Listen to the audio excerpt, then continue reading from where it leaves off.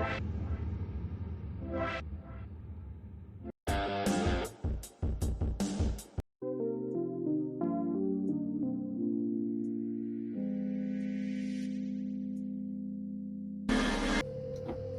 that finishes abruptly, doesn't it? Hey, welcome in. Thank you for being here, Lord Justice. I don't know what we're doing tonight. You know, no plan really. No plan. I don't think we need one for a chill on a Saturday night. Easter tomorrow. Anyone got any plans? I'm sure some of you got family plans. Big up yourself, man. Sasha in the house. Welcome, Sasha. Welcome, love. Big up your chest, says libertarian minded. I seen someone say thank you for bringing us together and thank you for being here. It's what it's about. Is having a bit of company, hearing some voices, even if it's just in the background, something to listen to. It's all positive, and that's it. That's what we're about. We don't need the nonsense. DP in Glasgow. Plan is about. I did see DP. It got into another fight, didn't it? Wasn't much though, was it? And I got to it pretty quick because I sussed it a bit at the end, so I found it. It's just it's the same old discussion. I don't know what else to say. It's entertaining. It's people watch it, but I worry too much for them all. So I have to bite my tongue because they'll get sick of hearing my shit. I have to bite my tongue because it don't matter, you know. Yeah, because I entertain, I laugh at it and everything else. So I'm just a part of it, but I'm still very critical that I don't want to see anyone get hurt. I can just see it so obvious. It's on its way, but they're not mugs. DP is definitely not a mug in sense of keeping himself safe. He knows danger. He like stand back. They're not filming, bro. You know, they're not stupid. But anything could happen there, and it's different. Look, I'm starting already biting my tongue. Stop. Link out. Middle of Glasgow. If they'd got lippy, it'd be different, but they didn't because they're not daft. That's what I'm saying. They knew where they were. They didn't get lippy. Well, much. Adverts, yes, Donald, that's all I love. Right, stop sharing. But I know what happens when that camera's on as well. I know what it does to you. It sends you. It can send you funny.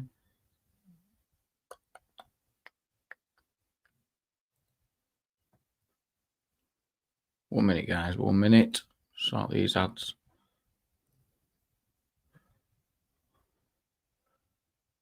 Is that thumbnail a hit then or not? Or is it shit? If it's shit, tell me. So I could just do another one. I think it's not bad. Looks all right, yeah.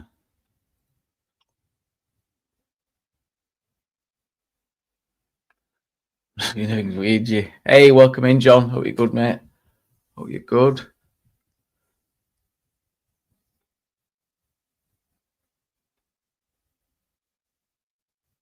Oh, yeah, I've never watched a full one, Mark. It's but a lot of people do. A lot of people are very invested and really appreciate it. You know, they sit and but just look at the comments. Look at the comments.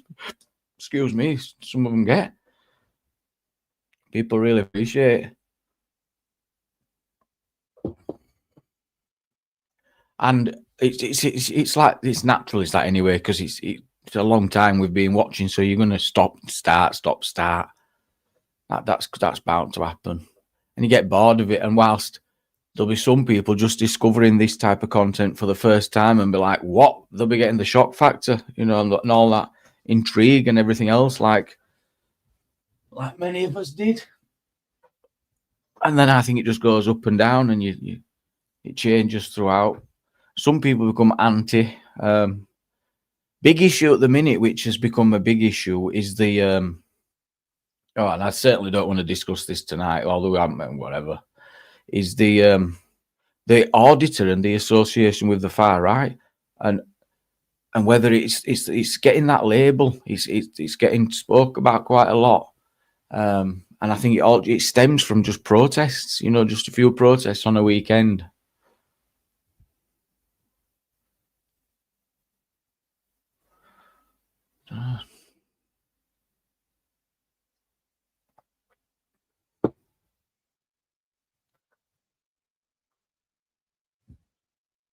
Yes, you was, Joe. You was first. Our first like and first in the chat. I thought you were saying. Right, what were I just going to do then? Oh, it'd take a lot, Colin, for me to watch a 90-minute one. The bad will destroy it. I mean, yes, and well, I think it does a lot of damage to the auditing, to what auditing could have been. You know, let's put it loosely, because I think it's all dead in water. Oh, that's foolish, isn't it? I mean, that's what's happening. You see, we've seen it happen in Leeds, didn't we? It's bound to happen anyway. When you think about it, bound to happen. People are going to latch on to stuff.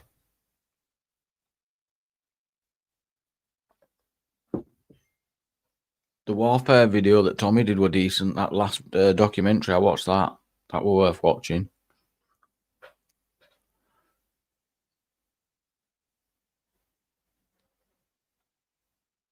AY did something different, didn't it?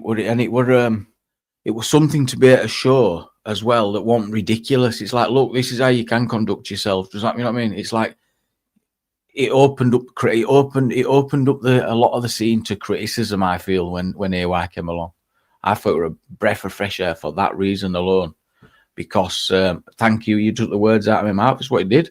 That's what it did. And it's like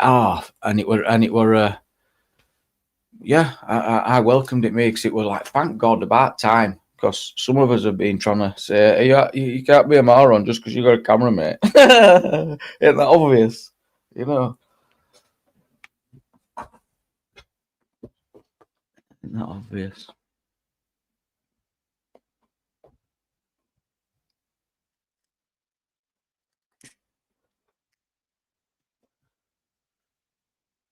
Dog videos and what computer channels? Yeah, that's still always watching bloody fucking slot people playing slots and stuff. I watch a lot of that shit, me. Oh, look at this win and stuff like that. And do you remember on end of year thing? It called it what did it call it? Not gambling. It went gaming optimization videos that I watch a lot of. Gaming optimization or some shit.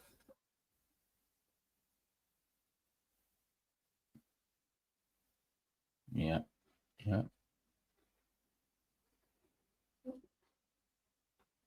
I watch. There's a guy on TikTok that does rescue homes. I like him. He gets a lot of hate as well because he's very open. I relate to him. He just says it, and I love that. But I can't remember his name.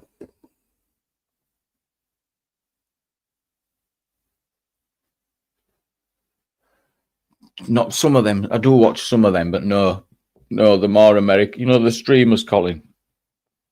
There's a couple of guys going around at minute, and they've just done gambling in the biggest Vegas casino and gambling in the smallest Vegas casino. I watched that one.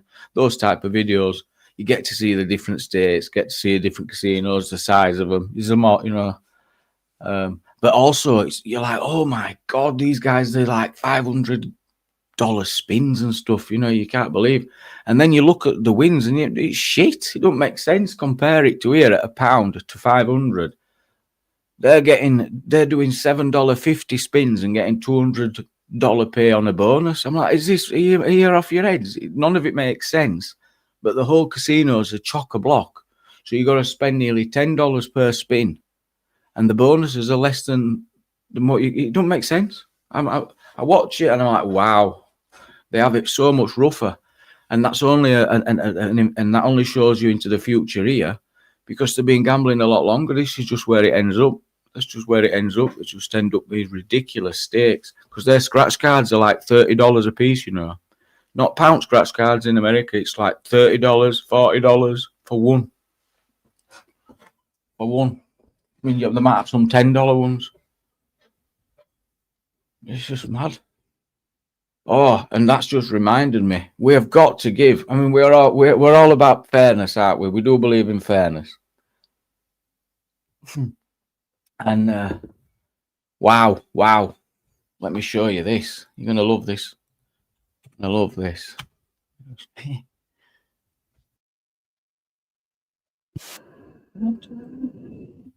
Not that. It was sent to me, actually. It was sent to me.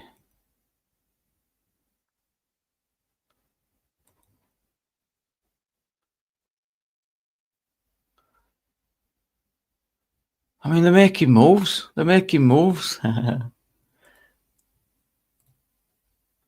Newly elected MP. She's already out on the streets. Here she is. Can't remember her name. But look at what she's up to. That's what got my attention. Betting shops there are around here? Yes. Have you noticed how many betting shops there are around here? Yes. Loads. A lot. A lot. They target the poorer in society. They prey on. Easy pickings. You get brainwashed into gambling. And do you think they're a good thing? As someone who's a former gambling addict, no. Their aim is to obviously get you in the shop to spend all your money. Rich get rich, poor get poorer. It's stupid. And so would you like to see less of them? Yes, 100%. Have you any clue who is in favour of the gambling companies? Well, the people that run them. Big businesses, I would think. The ones with all the money. Leading question, Yes, but there is also someone else who's a bit closer to home. I have no idea. It's actually your MP, Nigel Farage. What? Oh, really? What? One of the things in the high street that does still survive is the bookmaker's shop, which actually for a lot of lonely people is a Lonely place where people! to meet people. He says they're great Meet places people! for lonely people to hang out. Why would anyone want to hang out in any of these places? It's not a place for lonely people. It just makes them more lonely. Do you think he's on the He side of the does, working he classes is. like he says he No, is? he's not. He's just doing it to line his pockets. Has no interest in this conversation. Has it changed your mind a bit about Nigel Farage? Yeah. So I'm in the Green Party. We want stricter regulation on gambling and we want to stop them bleeding people dry. Totally agree. 100%. And we're in favour of taxing the billionaires a lot more. What is wrong with that? It's making things fair. What do you think about voting Green next time? Yeah, it's better than Nigel Farage. If I had to vote, I would now go for the Green Party. So do I, yeah. Oh! Have you noticed how many betting shops there are around? What a great campaign, though, absolutely. Exploiting. They won't be in existence if it weren't for people with addiction. Shona says, ridiculous woman, what's she do? What did she do wrong? What's she done? But the truth is, none of them would exist without people suffering with addiction. I think it's 90%, I don't know exactly, it's massive, absolutely massive, that all their profits come from compulsive gamblers, not people going in for a coffee and having a 50 pence each way bet. No. They'd lose money on free coffee. All the profits come from compulsive gamblers, people that they know have issues and problems. So, and they know it could easily be fixed. Membership scheme, a self-exclusion. You got to put your card in to play the machines. It's very simple. We're in the technological age, aren't we? But for some reason, it just goes over their heads. They just can't work it out.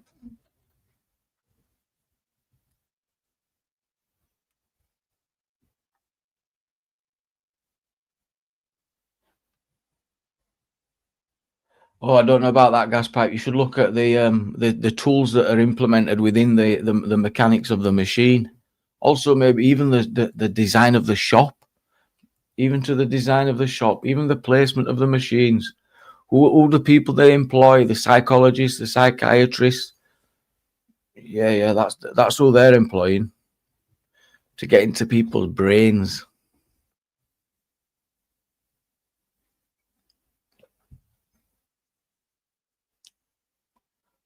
Oh, I could shut everyone down, mate. But I also acknowledge there's a lot of people that gamble responsibly, and you can't just shut all bookies down and everyone go online. Oh well, it's what might as well have the bookies as well, aren't you?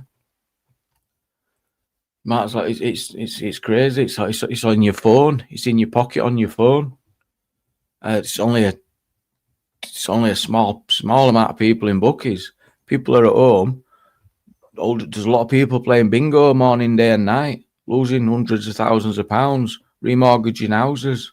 It's not just a few bookies, people. It's all at home. And it's been going on over 20 years. And it's all hidden because there's a stigma and a shame behind it.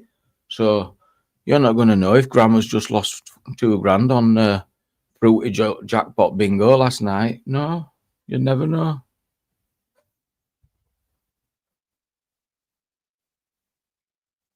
And it's all over TV, it's all over radio. Everyone's a winner. When you watch a football match, you've heard me say this before, but it's true. Watch a football match, and every time you see a gambling related image, click your fingers, and it's every 10 seconds throughout the whole game. So every single person watching that screen throughout that football game, every 10 seconds, their subconscious mind has got bet2126.com in boom, boom, every 10 seconds, constantly. What do we think that does? Constantly. And it must do something because they've paid billions to make it happen. And I don't think they're stupid people. So they're not paying all that for no. They are absolutely messing with the brains. And these are younger generations that are going to be stuck with this for the rest of their lives. And it's so damaging. So true. So true. New member Rustic, thank you so much for becoming a member. I appreciate it, man. Welcome. Jamar, another member. Thank you. Thank you. I would ban right now, instantly, all gambling related ad. Imagine being in recovery and it's like, dude, get this 50 super spins, 50 this. And it's such an insidious thing. It's not, people say, oh, well, and it's very hard to understand. Why would you give your money away? Are you mad? No one gives the money away. Shazza, welcome in, love. Silent Matthew, welcome. Won the National last year. Oh, I remember, Jerry. I remember. You did as well. You did. I remember. I won't be following your tip this year, neither. One thing I've never done is the art. Never ever had a thing for horses. Definitely, James. Definitely. And there's a different form of it. It's like when I had to explain to me how it stepped up a gear in game betting, so it's so fast. Next corner, you're not waiting 90 minutes for a result now. You can be waiting a matter of seconds. Who's going to take the next? You get the gist. We used to bet on a result, who we're going to win a league, who we're going to win a match. Now you're betting on who's going to take the next pass.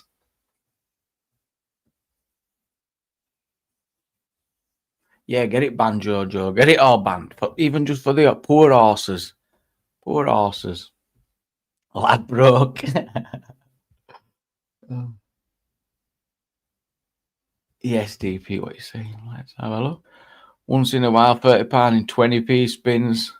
Sometimes, yeah. Get it all banned. Now, it shouldn't be banned. It's because you can gamble responsibly, but you should be able to, with such an insidious product, protect yourselves, and you can't. They have apparently there's some facial recognition scheme going on now. So if you walk in the bookies, apparently staff's supposed to come over and go tap you on the shoulder and say, yo, turn your machine off. Big deal. That's I don't. The name don't mean up, but if I'd have seen something about that, it's likely I'd have watched it. But no.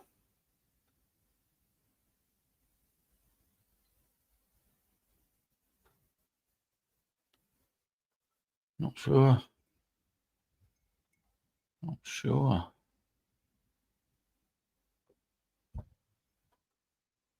Big up yourselves. Thank you, Jesse. Thank you. Big deal. I'm going to have a look. All this, it'll stay in my history.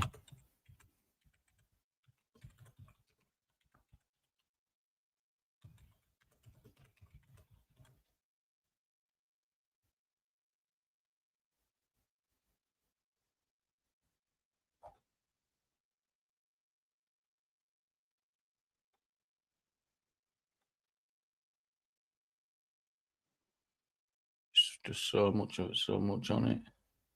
Hey, thank you, Jojo, member for 5 months. Thank you so much. 5 months.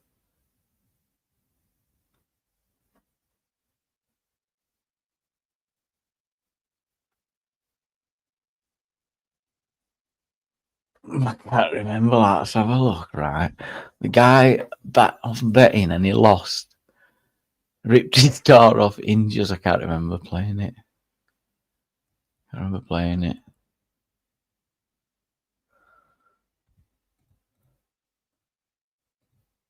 Someone got me on a rant about. I know what it when you said it's that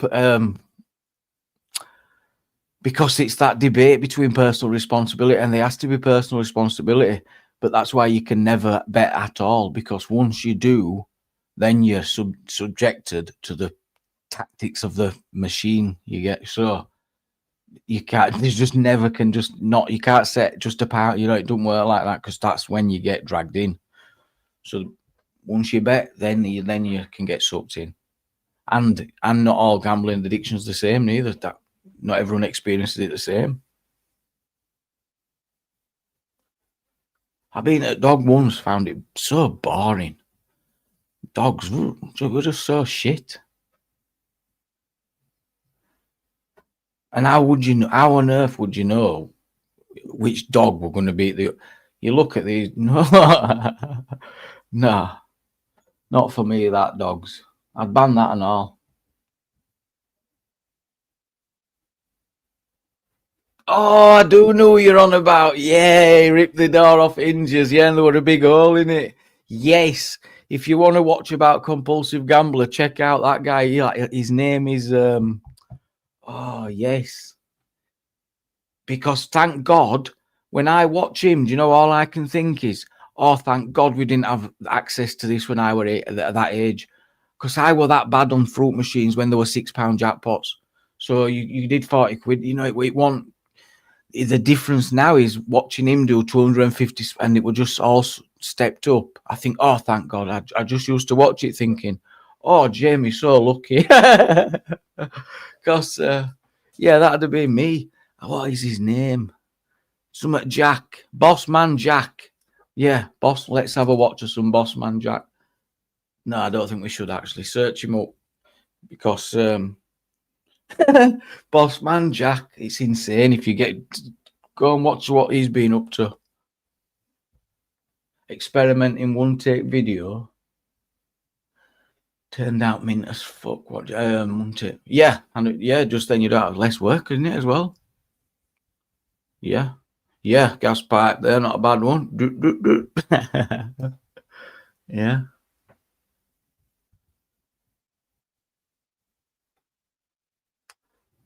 It's mad.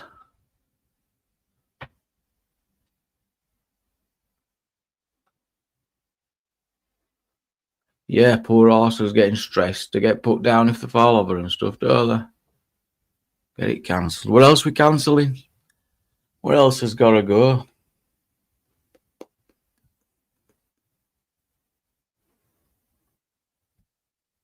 Boxing. What's going on at Boxing World? Not a clue. Since 2000. Oh, is that just on that Grand National as well? Ooh.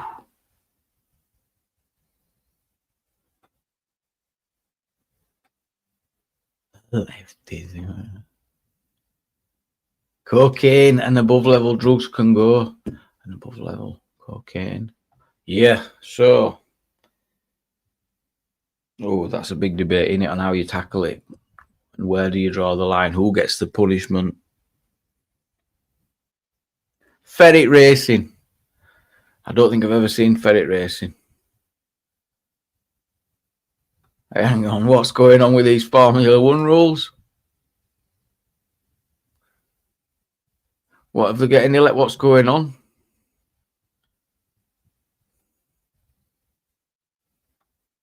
Yeah, they're starting to. It's gone to like when it was like, oh, it's going to be 150, and now all of a sudden they're going, oh, it's going to be £2. Yeah, we're just powerless to it, aren't we? Use my tactic. Always just put 20 quid in, and it never goes up. Just do the 20 quid rule, and it always stays the same. So think of that one.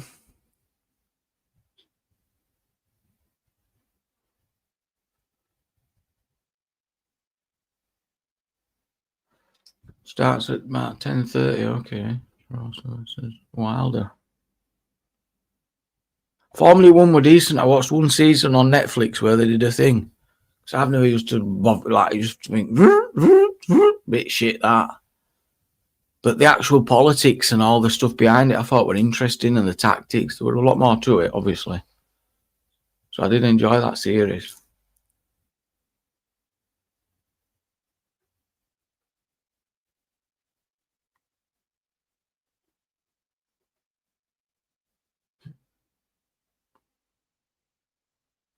Oh, were it bad there, were it? I seen you talk to some bloke on the stairs, you and Cozzy.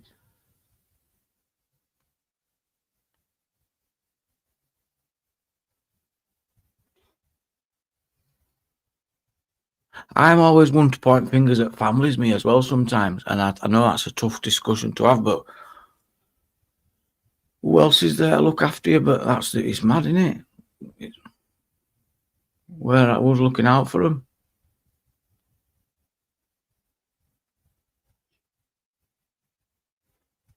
And then it gets too late, doesn't it?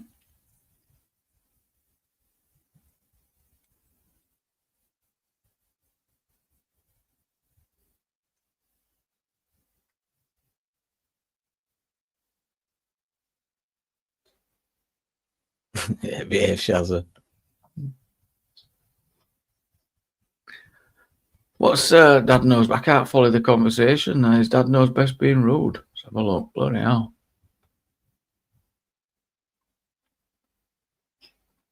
I can't see any of his comments at all. I've seen him earlier. Oh, he is here. No, he ain't. What's your language? Oh, he must have been timed out or deleted or something. Don't be so bloody rude. What's your language? Oh, dear.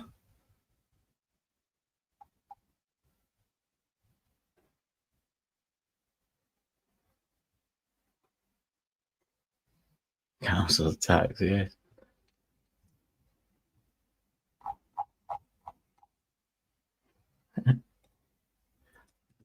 Right, let's drop a link. See who wants to come and have a chat. We will keep it calm. No nonsense. If you're steaming, don't take it personal. But it'll be a hard pass. Unless you're highly, highly funny and bring a lot to the party. And I might tolerate it.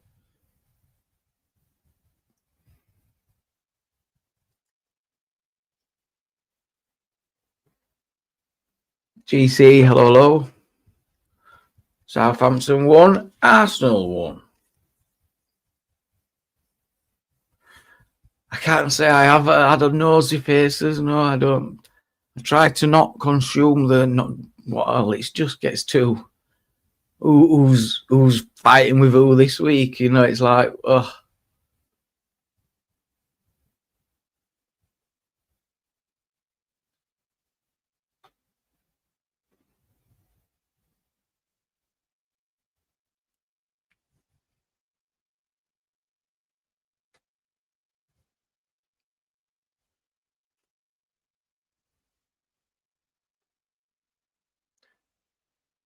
I'll give them a ring, Mark. They'll definitely accommodate you, mate, at that point. Mine went up £3.50 or something. It's all time, innit? Exactly. That's why I don't watch utter shit faces. Shite.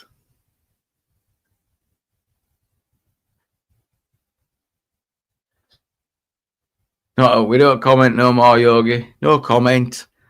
And don't buy into it, because from what I picked up, they're just looking to try and get people in trouble. It's really important that we don't comment.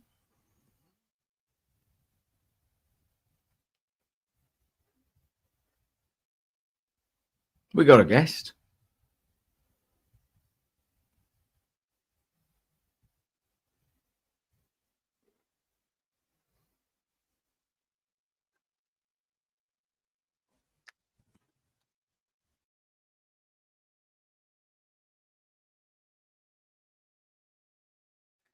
Well, DP. That's hilarious. Right, we got a guest. Dad knows best. Welcome, John. Evening, mate. You good? How you doing? I'm all right. Are we live, John? Just to make sure it's not a recording of last night's live. Sorry, say again?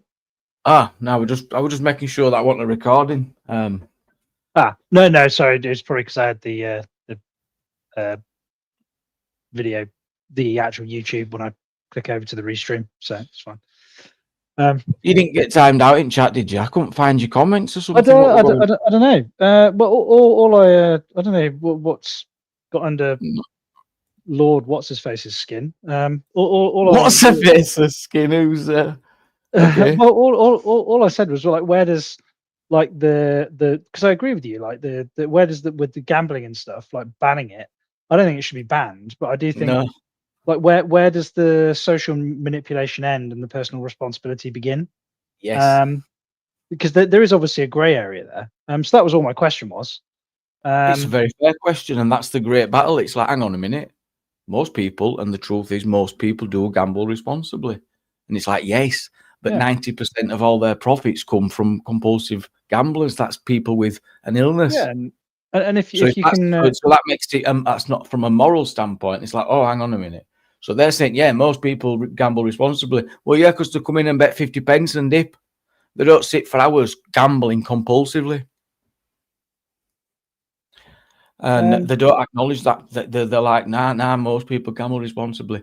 So what I would suggest, they need to do more to protect those people, but they know by doing so would bankrupt the industry.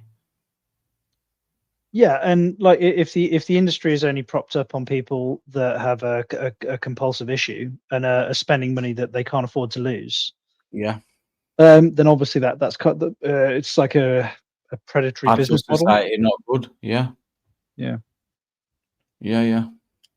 But I don't like the problem is when you start talking about banning stuff. I think they just have to have a meaningful exclusion scheme that works. So it's all set up electronically, as is right now, nationally, all linked.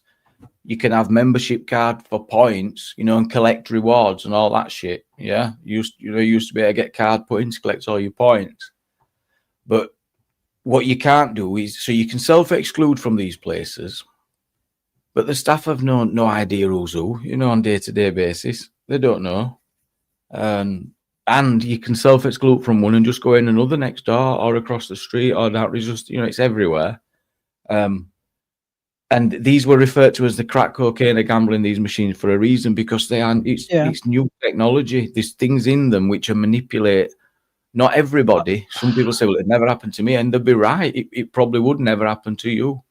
But some people's brains can take it in differently, and they know this because it's not normal behavior to sit for hours and hours and compulsively sit at these machines, which people refer to as crack cocaine. I suppose the thing that makes me uncomfortable about that kind of intervention is that you've got a third party, a person who's sat behind a till or sat behind a desk, who goes, you don't know what's best for you, but I do, and therefore I'm going to take action. That makes me really nervous. I think it's a form that the person would fill in and ask to be self-excluded. It's kind of a way that they have in meetings and they go, well, how are you going to protect people with problem gamblers? So they might be talking to a minister in London and they say, we have a self-exclusion scheme. Oh, that's brilliant. So anyone that identifies they've got a problem can just exclude. Oh, wow, that's amazing. So that protects problem gamblers. Well, not really, because the machines are there. If they want to gamble, they gamble. How? I guess if you can opt in and opt out of this scheme, how much utility will that actually provide? Yeah, I think it's a minimum term: 3 months, 6 months, 12 months, something like that. Right. So like not something that's permanent, but like a sufficient gap to assist with breaking the cycle, or I've always known it to be a bit of a joke, but I've heard recently, but now facial recognition's in, and they're just turning machines off, which is good. If that's people have asked for help, then that's good. Oh, it's like with a cash point, because it's got a customer facing camera, it just recognizes you, and then it just like it must be the shop cameras are linked to something. Yeah. I was debating going and self-excluding and then giving it a wander, going in. Sort of like the digital equivalent of the local pub landlord. Yeah. When the local alcoholic walks in. That is like a film, isn't it? yeah, this person is banned. Beep, beep, beep. Yeah, just as soon as you walk through the door. Be mad if it were. Well, yeah. Interesting. It is mad, isn't it? Yeah, it is mad. I mean, Where it'd be much easier to just have a membership scheme. You could just, and then if you want to just self-exclude, your card won't work. You couldn't. No one has to tell you. Oh. Yeah, I mean, I guess the thing that worries me is I don't want to end up in this sort of like weird, like, 1920s version of the United States where everything is prohibited, and it's sort of, Yeah. do you know what I mean? Just sucking all the fun out of life. But when you look in there, there's not many people having fun when you watch them. No, I mean, and gambling has never been my thing. Like, I'll have a punt on the Grand National occasionally, or like, once every couple of years, like a bunch of my mates will go and we'll go to the like Cheltenham, and we'll do like the Grand National, or we'll go to the like the Birmingham dog track or something like that. The animal welfare aside, just focusing on the like the habitual sort of gambling thing, it's never been something that's particularly affected me. So I'm not massively invested in like banning it, because it would be, whilst I appreciate it wouldn't be, it's not necessary for me. I can understand how that would help other people, but it's just like limiting any kind of freedom. I'm always really dubious about it. I appreciate that it could provide a. What do you think about actually living in a society which will be willing to promote something which can become addictive to the people they're promoting it to? Yeah, so I think that's where you're going to get me very much on board. Like the notion of like having advertising for gambling and advertising for smoking and advertising for drinking. I don't think it should necessarily be promoted, but where I draw the line. Even the shops itself for promotion out the bang right there in the middle of your town, not just one, take 10. Let's not give you 10 of them, and we'll have big open glass windows, and we'll bang all these posters and all this signage in. On top of that, it'll be all over TV, all over radio, all over everywhere you go. On your favourite T-shirts. I think it's because things like modern telecommunications, social media is such a force magnifier. Like just having a shop front in the high street, like if a temptation, it's temptation, it's enticing someone to go in that might not have otherwise done so. One minute you're going for an haircut, next week you do like have like a shop front covered in brown paper with the skull and crossbones painted on it, and that's the gambling. But they used to do that. That's what it used to be like, because people had shame, and they wouldn't want to. That's what it was. That was exactly it, John. The fruit machine places, the bookmakers, you weren't seeing through their windows. No. Why were that? Because they didn't want to know at home what they were up to. And it were all hidden, and it's still the same now. Go past these fruit machines and try and have a look in. You won't be able to. But you'll see in the windows all the 500 quid this, 500 quid that, all the bells and everything else. I think where it like, so we, it was my daughter's birthday a little while ago, and we took a bunch of her friends to Mega Bowl. We took them bowling. Mm-hmm. And like, obviously the reason that we were there was to do the bowling, but the kids were more interested in the arcade, than they were the bowling, because there's all the lights and the, and then of course they introduced the hook. That's why they became so popular. They shouldn't be popular. It shouldn't be a thing. Something which takes 30% off you as soon as you put your money in. Why is that ever going to be a thing? Imagine an invention which robbed you 30%. Why would it work? Well, it wasn't a thing when I was a kid. Like it never used to be a thing when I was a kid, and I've never really bothered with the arcades all that much. But like the arcades now, like they print out tickets, and then you take the tickets to the counter at the end, and then you get like a so like it's this weird sort of like accrual of currency. Where you put a shitload more money in the machine than it would cost you to buy the thing that you get from the tickets at the end, but it still gives the kids kind of a sense of achievement. I watched something about them recently, and like there's limits on slot machines and what they have to pay out by law, minimum 70%. That's in law, but on those machines there's not. So when people were looking into the code of those ticket machines, because they're using some of the old slot machines, they were literally set at less than 10% payout. and so you're putting quid in, and they're paying 10. It's that low on them. It's insane what they're doing. Yeah, I mean, the only serious kind of like gambling I've ever done is I used to play in a fairly regular poker tournament when I was at university. Yeah. We used to play Texas Hold'em and 5-card draw. The Texas Hold'em was the one that I used to enjoy because that was by elimination. You'd start off with like 6 tables of 8 people. Yeah, that'd be my favorite. Try and get to end. But you got a great bit of banter out of it, and it didn't cost you much to buy in, and you were there for hours, and no risk. It was like you'd actually spend less, over a 4 or 5 hour period doing that at the poker table than you would like if you were out drinking, getting shit faced, and it was just as entertaining. Yeah, but yeah, great point. Conkers can be fun. Yeah, especially as a quid on it. Wasn't there a load of shit like a few years ago where they were like banning conkers in schools? Yeah, they had to protect. Well, they were forcing the kids to wear like, eye protection for playing conkers. Yeah. Don't forget your glasses if you're playing conkers this playground. Yes. Oh, what story did I read today? Someone goes into Ann Summers, picks up a whip off the display, and it's the staff member's ass with it. Lord Justice in the chat. Jesus, man, Yes. You've got a real stick up your fucking ass for me, haven't you? Just leave it alone. It's not, I don't think it's you. I think it's for the squirrels. Yeah, but I couldn't, like, they're an invasive species. They're a fucking pest. I know, but they're killing off the indigenous red squirrel population. Well, unlucky, things change. They've got a heart. Yeah, I know. That's what I aim for when I shoot them. Don't.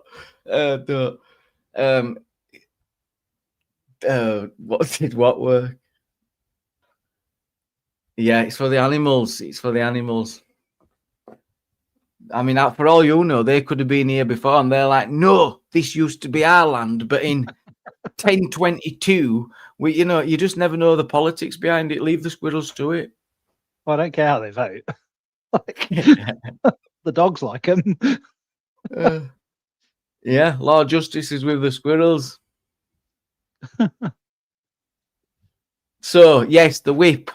Oh, did it work? The whip, resulting in him arrested and getting found guilty of sexual assault.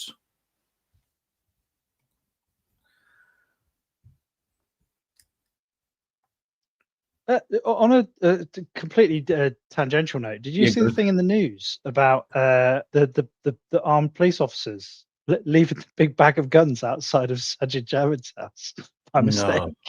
What, they just dropped them up path while they were doing something? Yeah, some guys like like pregnant wife found this duffel bag on the doorstep of the mayor of London's house that had accidentally been left there by his protection officers.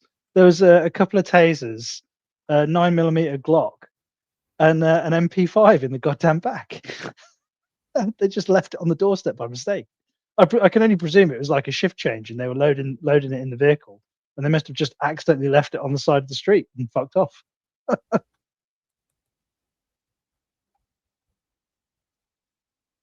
Absolutely ridiculous. Yeah, that is ridiculous. Is that an old story, or I've heard that? No, it's Friday. Like, it's just gone this Friday. But then it's not the first time, because I've definitely heard it before. There he is. This is pervert George Harrison. Used an Ann Summers whip to strike a staff member on the bum. On the bum. Sexual predator. A sexual predator, says the Yorkshire Live, grabbed a whip from inside an Ann Summers shop and struck a member of staff on the bottom with it. George Harrison left the victim furious and crying out for assistance when he sexually assaulted them at the retailer, which is recognised for specialising in lingerie and adult products. Court was told 56-year-old habitual offender behaving suspiciously, believing he was going to steal. He then reached upwards, seized a whip from display, used it to hit the horrified victim on the buttock. Disgraceful. Yelled for colleagues to assist, escorted from shop, police were contacted, and the perpetrator entered a not guilty plea to 1 count of sexual assault and went for trial. What, he was thonging somebody in public with a whip? No, he went into a shop. He went into Ann Summers' shop and took it off the display and hit her with it. Jesus. Nevertheless, he failed to attend his trial and was convicted in his absence. Oh my God. What did he get? Oh, they followed him. That'd be a suspended sentence, surely. Yeah. All the sex pests get It away with was an everything. appalling, no previous offence of a sexual nature. Postponed the case for the preparation of a pre-sentence report on the April the 28th, so he's going to get sentenced in roughly 3 weeks. Well, lock him up, throw away the key? No. But we had when I was a contract manager at Alliance Medical, we had a crazy incident. There was a lad. He was another contract manager for a different region, and he worked out the office that I was working out of. And I was driving up to our office was on the Keele University campus, and I was driving up at 6 or 7 o'clock in the morning. I was driving through Coventry. I was on the 45, the A45, and they were, you know, when you get the like the local news and they read out like all the court convictions from the previous day and stuff. And I heard his name being read out. But he'd been on annual leave for 2 weeks. He was supposed to be. It was like the Monday morning. He was supposed to be coming back to work that Monday. And I remember thinking, "Oh, this will be funny. I'll have to tell him about this because he's been convicted of just thinking it was a coincidence. It was the same name." And it was an hour and a half drive up to Keele. I get into the office and everybody's like, "Have you heard? Have you heard?" I'm like, "What? What's going on?" Now, because we were a medical company that was working for the contracts for the NHS, our DBS checks, they were all advanced DBS checks. Yes. And they'd fucking missed it. The third party company that we'd hired to do the advanced DBS checks had missed that this guy had not 1, but 2 jury trials. The first jury couldn't reach a verdict. They couldn't decide, and the CPS went, "Well, we're going to go again." So this guy had not 1 but 2 jury trials, and the company that was doing our DPS checks missed it. And I don't think that should have been disclosed.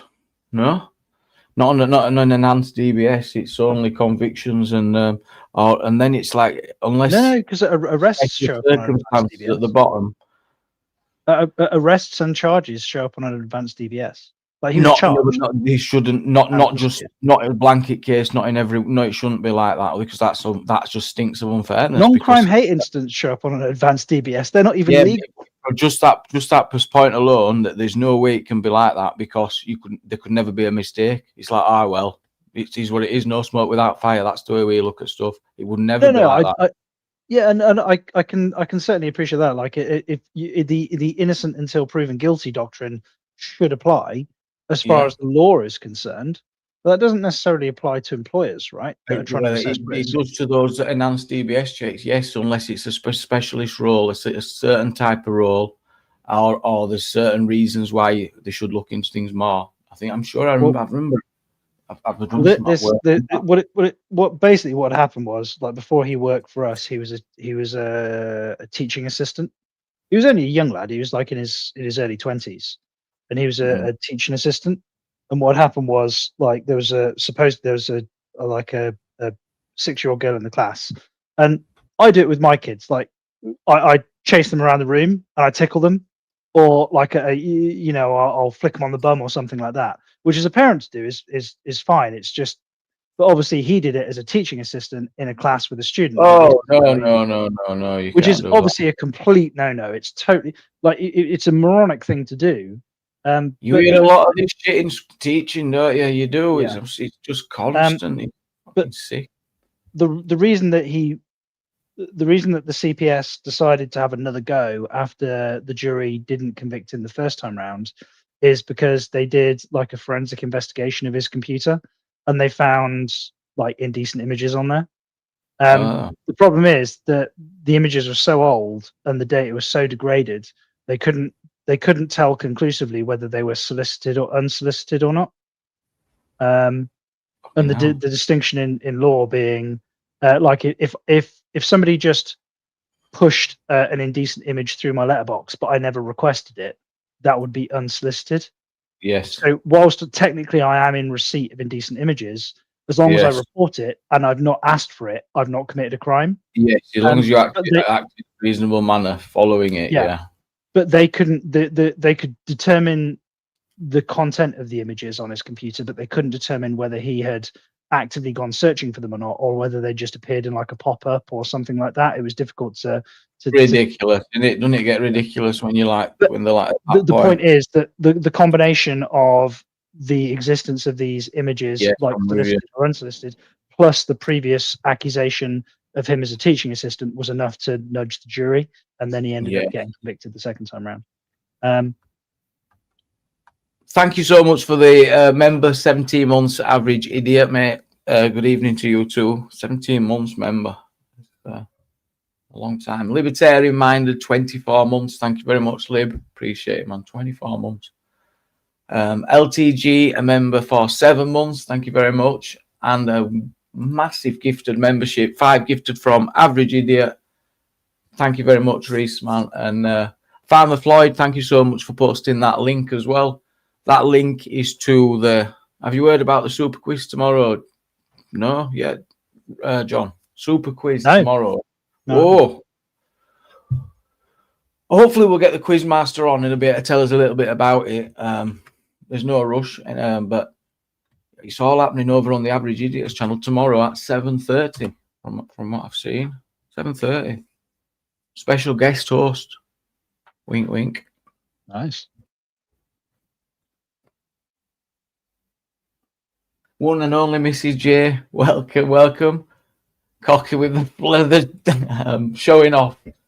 Showing off. Ubers, nearly missed you there as well. We've got Ubers in as well. He says lol. He's lolling at. Evening. Just for those arriving now as well, just to remind you, after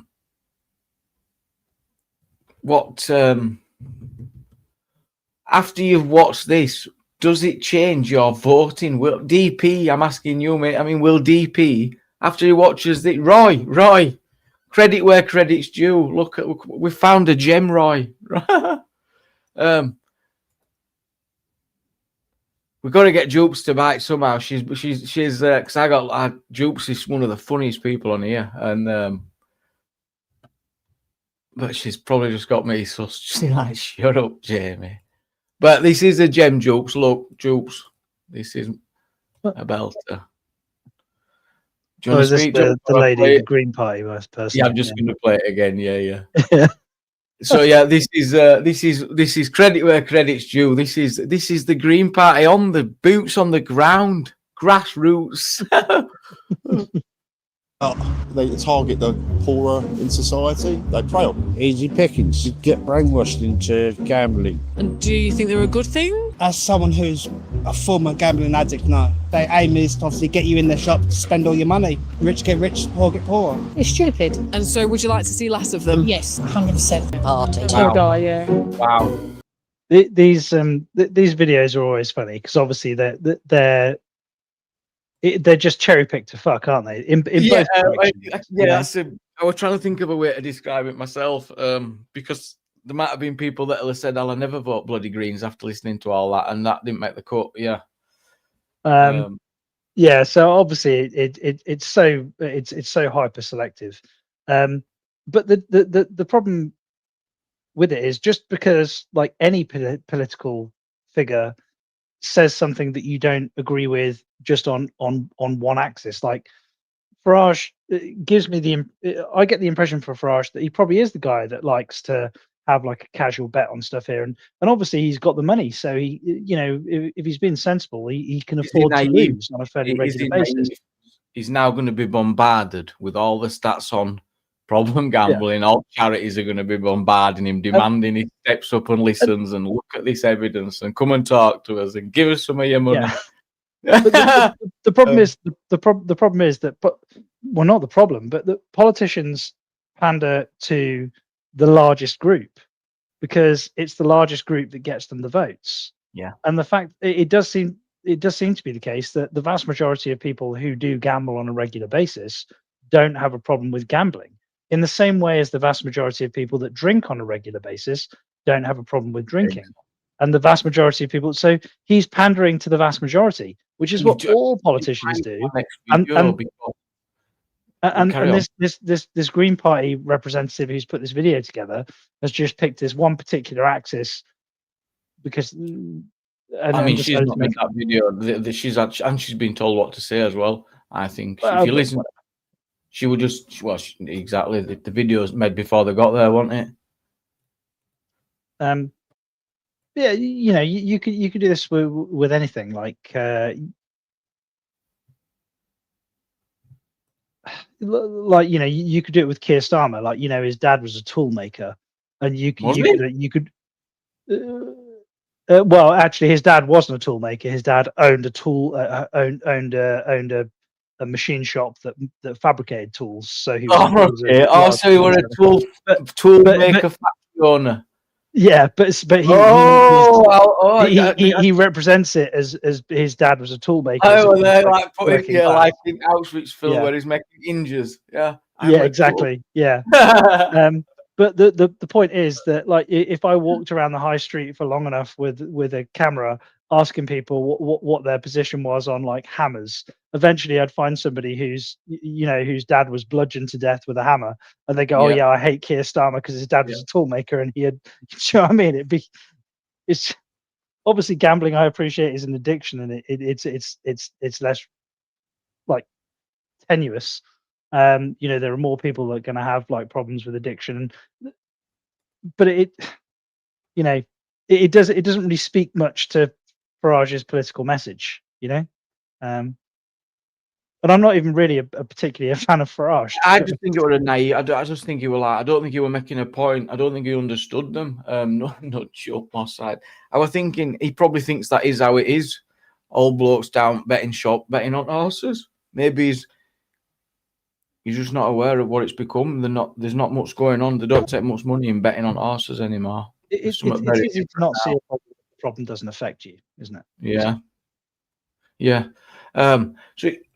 So this guy is Mr. Green. There's that guy. All the videos are coming out from the Together Alliance rally now. Together Alliance rally. Let me zoom in here. 4 Rent control! Rent control! We've got water companies pumping sewage into our rivers. It is time to nationalise the water companies. Nationalise the water and wait for it. And all together, we say it is time to end the genocide. Who is ready? 4. Ambitious, that innit? Yep. Ambitious stuff there from Zach. Ambitious stuff there.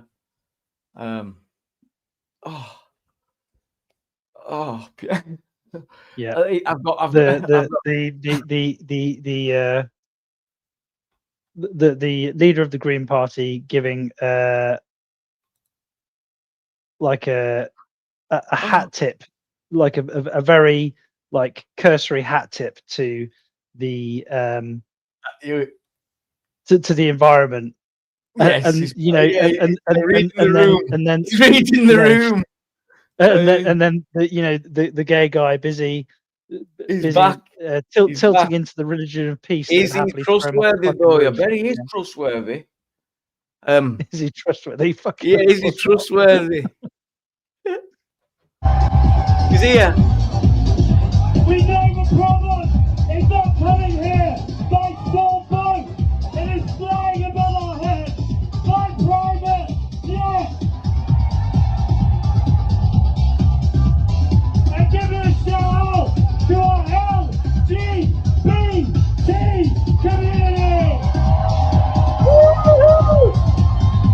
like a very sensible answer. It's like shit.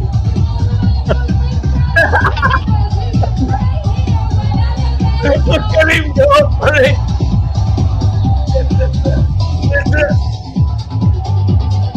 Politician like you've never seen before. Do you remember? Like obviously I'm not a fan of Bojo, but do you remember when everybody was criticizing Bojo for not being a serious individual because he swung in from that crane in the Olympics? Yeah. And then we've got this. You know? Wow. But he's never going to get elected in a million month of Sundays. So I think he'll get more traction than people are. I don't think he'll get elected. I don't think he can get enough. Like, I don't think he'll get enough density of support. Like the groups that he's pulling the strings of just don't. It doesn't seem to be. He'll get seats definitely, but I don't think he'll get enough traction to make a real difference. But the fact that he's been taken seriously is fucking terrifying. yeah, he's got some good moves done, hasn't he? He can certainly dance. Maybe he should become a dancer after this. He will get seats, 100%. He will get seats. He did an interview where like he was waxing lyrical about like divisive politics, but his is the only party that distributed literature in 2 separate languages and had different content in the literature, which is definitionally divisive. Like, it's literally driving a not just a political wedge, but a language wedge between 2 groups in the Gorton and Denton by-election. It were a bit. I was uncomfortable with it because I thought they were exploiting an absolute tragedy of war to secure an election. Shocking. They had no influence, meaningful things that they could do over in the Middle East.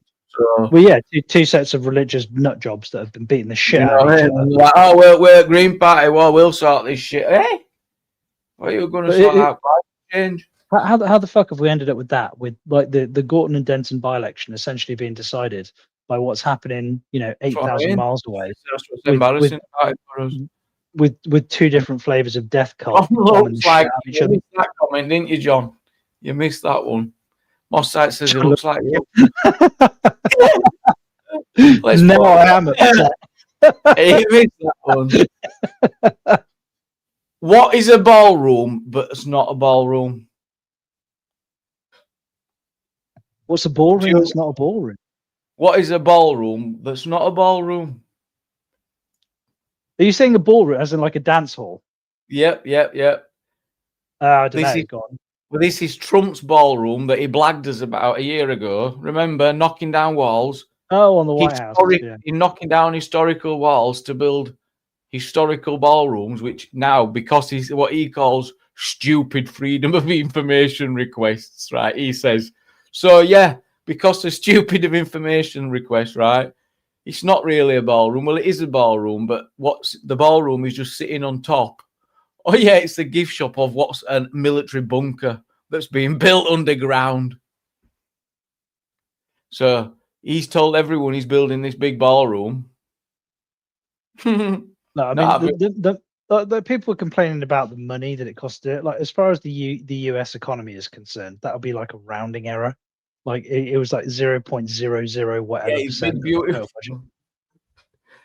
And I wonder what they were anticipating, why they needed to build military bunkers under White House that are not because already it'll have sufficient underground capacity. They're like, no, we need more. You would hope, but you've got to remember the United States, like their military budget, their I mean, what are they operating at the moment? Like 11 aircraft carriers. We've got 2, neither of which are currently functional. All of our Astute class nuclear submarines are all in dry dock right now. They're all in fast. One's up way out in it. No, haven't we agreed now? We flip flopped. I think we're full steam ahead, aren't we? It's we're full steam ahead on one of them. We're basically going to save the day from what I think. I think yet again, the UK are going to save the day and get Trump out of this embarrassing situation. Yeah, we're going to send. Whilst the French are busy defending Cyprus, we're going to send one type. We are going to be the heroes. Yeah, they'll be there in 2 weeks. Yeah. Yeah, Well, it's apparently it's full steam ahead now, and we're going to be getting this resolved. Yes, Dupes, welcome up. Hiya. Hello. Have you seen my recent videos giving credit to the Green Party, Dupes? No. Oh, we'll have to look through them. right. I might have to get my coat and fuck off.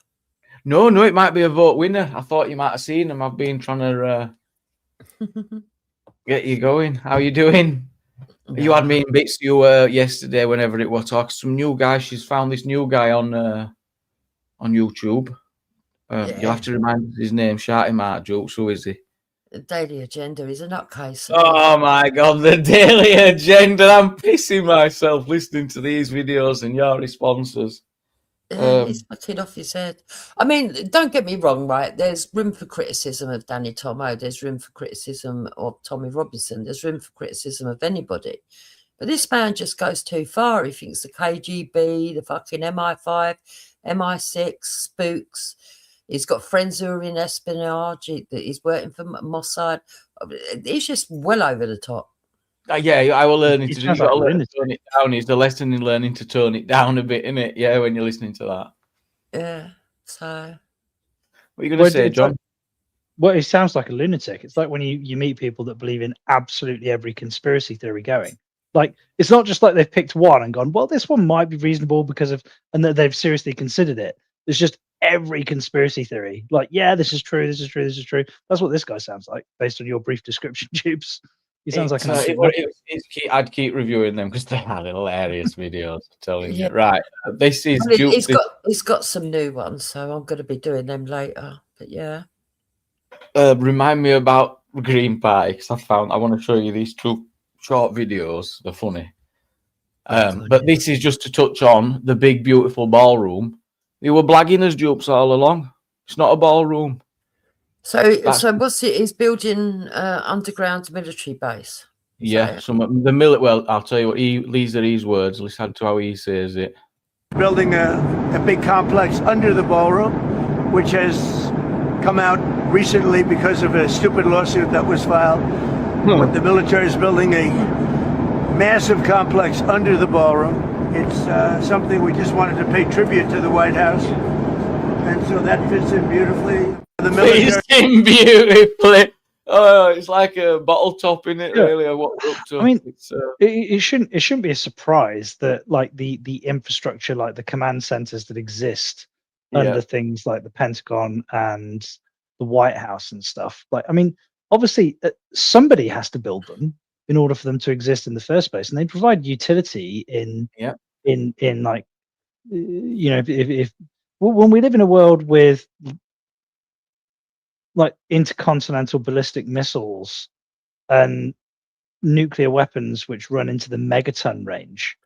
Like, you're planning to start World War III. Yeah, you want to get. Well, no, you don't even necessarily need to be planning to start World War III to anticipate it. That's what the acronym MAD is, like mutually assured destruction, right? Well, this man is planning World War III. He's starting World War III, and he's building a bunker for himself, and don't let anybody else know. He's in it, and he's like, tell him it's a ballroom so they don't get pissed off. Yeah, it's a bit deceitful, isn't it? Yeah. He's like, God, if the media find out this is a ballroom, we'll never get the midterms.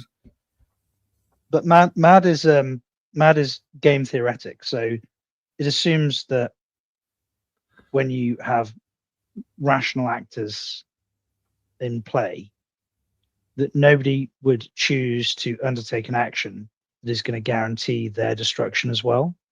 And like it or not, whilst I don't agree with Trump on a lot of stuff, I don't think his intention is to start like another global conflict. Like, he's not trying to start World War III. Is he saving the world? Are you saying he deserves this bunker because at the end of the day he's going to No, I'm not saying he deserves the bunker. I'm just saying that just because he's adding to the infrastructure of the White House doesn't, like, you can't draw a straight line from him adding to the infrastructure of the White House. So you think him blowing up ain't starting a war? Sorry, say that again, Jeeps? Well, you thinking him blowing up Iran isn't starting a war? Well, no, but there was a specific goal in mind, right? And what's that goal? Well, there are death cultists that are trying to build a nuclear weapon. Yeah, I've heard several different reasons. So I don't know. My jury's out at the moment on that. If you've got a bunch of people that are quite happily to fund like self-deletion bombers, sorry, I'm not sure what you're happy with, Jamie, in the TOS, so I might word things funkily. But you know, if this is a group of people, if we take them at face value and they sincerely believe what they say that they believe in, which I kind of think we have to do, because the alternative is even more dangerous. Do we really want this group of lunatics to have nuclear weapons?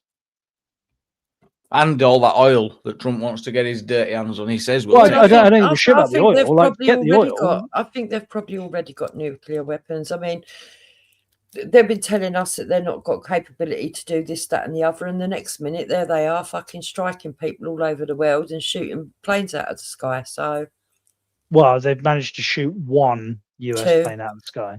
Didn't they shoot one down this morning? Yeah, two. Shows there was something big this morning. And my understanding is that none of the planes that they've managed to shoot down are like fifth or sixth gen fighters. They were like F-16s or F-14s or something. So I'm of the mindset that you can't trust anyone, not even Trump. No, I don't trust him either. But I'm like to make the assumption just because somebody isn't trustworthy doesn't mean their motivations are malevolent. Right? Kind of does, really, doesn't it? That's the whole principle of trust. No. Like, what do they say what they mean? And is it a ballroom or is it a military bunker? Well, no. Like, I mean, come on. Like, you can't. Like, just because.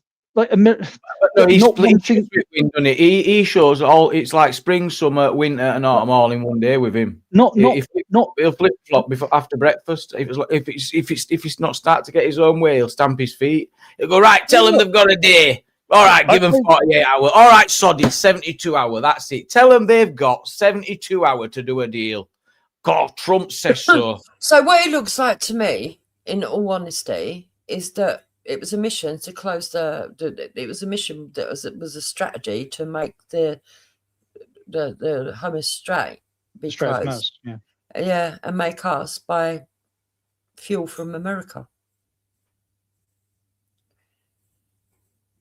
Now you can either look at it and say, okay, well, that makes Donald Trump American first, or you could look at it and say, is it going to be part of something bigger? Because there was a bloke called Simon Dixon who predicted this and what was going to happen. And so far he's been correct, although he could be wrong later on, you know. And he says that the bigger motive is because they're actually doing basically they're changing the power positions. New world order. And so America are going to be providing the oil. China are going to be doing all the imports and exports. Oh yeah, I believe it. And they're going to start building up the African continent because the biggest people with the most money who've got the say, who have entered the table around the global world leaders is China. Yeah, but hang on. Like with regards to the point that you made around like claiming that Trump has started this conflict in order to close the Strait of Hormuz in order to drive up global oil prices, which is then going to increase the profits that the US makes from the oil that they sell because they're a net exporter. But also, whilst this has all been going on, both Trump and his vice president, what's the vice president? JD Vance, have been stomping around Europe for the better part of the last 3 years, telling us every single European nation that our energy security is shit and we should probably do something about it. So if their goal was to sell as much oil as possible because they're a net exporter, why would they have been forecasting and advising us to improve our domestic? Like the UK could be. Like we've got the North Sea, we could be self-sufficient in terms of our energy requirements. I think they've already agreed to open that up again now, haven't they? Well, they have now, because now. But what I mean is, like, they didn't do it 3 years ago, did they? But why? If my goal was to extort the rest of the planet by knowing that I was going to start a war with Iran in order to shut the Strait of Hormuz, in order to disrupt global oil and gas infrastructure so that I could profit from it. Why would I warn countries in advance to bolster whether we listen to him or not? Why would I, if my goal was to make money out of selling oil to you, why would I warn you to become energy independent 3 years in advance of the action that I intended to take in order to make money from it? It's ridiculous. They're mutually exclusive goals. Well, because people are saying, I'm not saying it's true, but there is this theory out there that Donald Trump, even though it's not in the Epstein files, there is a level of blackmail being levied against him to do with financial transactions, and that the banking system know all of his financial transactions. And they're saying the person who's put this theory out there is a bloke called Simon Dixon. You should go and watch his interview on Peter McCormack's, and you'll see that he goes into great detail. I'm not saying he's correct, but that's his theory, and it is an interesting one because I've been watching how things are playing out, and so far he's predicted what was going to happen. So they're saying that because Donald Trump wanted to go one way, but he's been told he's got to go another, because apparently there's 150 people that are main players in this world. They've got the money, and basically the world is their playground. They shape and manipulate what they want to their liking because they've got the money and the power to do so. Yeah, and apparently one of those newest players into the game with a lot more money is China. Yeah, of course. And these are conspiracy theories, aren't they? Obviously, and everyone's just got to do your own research. And you can't believe people are thinking like this, can you, Jokes? You just can't believe they can come out with such preposterous claims. You know? Well, the thing is, I like a good conspiracy theory, Jamie. I like listening to them, but I don't believe them all. Yeah. But I do listen to them because sometimes it can be there's entertaining. truth. I'll grant you that. You know, sometimes a lot of the conspiracies turn out to be true. So it's always good to be aware of what they're saying. Yeah. And Well, Jupes, what's your what do you think? Not a conspiracy theory that you think is true, but what do you think is your favorite in terms of your most entertaining conspiracy theory? Yeah. What tickles your fancy as far as conspiracy theories go? I like any conspiracy theory if it seems rational. I don't like far-fetched ones. I'm just going to laugh at. But ones that you never landed on the moon. I like the Frozen one. The movie Frozen is called Frozen. So when you search Disney Frozen, you only get information about the film Disney Frozen, not Walt Disney who's being frozen. Oh, you never thought of that, did you, John? Did you think of that? At the moment, I'm enjoying all the Antarctica stuff that's out there. That's conspiracy theories.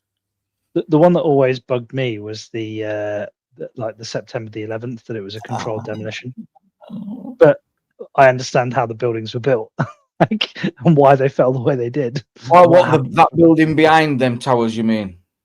No, it was the actual towers themselves. Why they fell? Oh yeah, they came down very dodgy and all, to be honest. Yeah. No, but they didn't. So this is the thing. Like people, this is a fundamental misunderstanding for how the buildings were built and what provided them their rigidity, the structural support, and what the plane did. Like when you slam a 200-ton plane into the side of the building that's full of aviation fuel, and the building's basically a giant chimney, the building is going to behave in a particular way that's very predictable.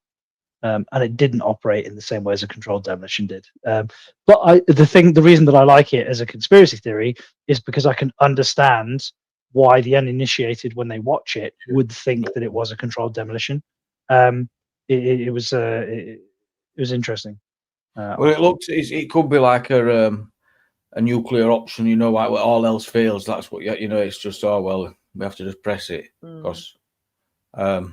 But that's hard to believe because people were just literally running out from ground floor, weren't they? You know, still trying to escape. But why did we've discussed this so many times, why did it melt? Why wasn't it strong enough to just burn and still remain? Because it should take a force to collapse. Well, no. So it worked like a forge. So steel, like it depends on the type of steel. That it just crumbled like and fast, so it didn't just even Yeah, slow so- or it disintegrated that much. It just went.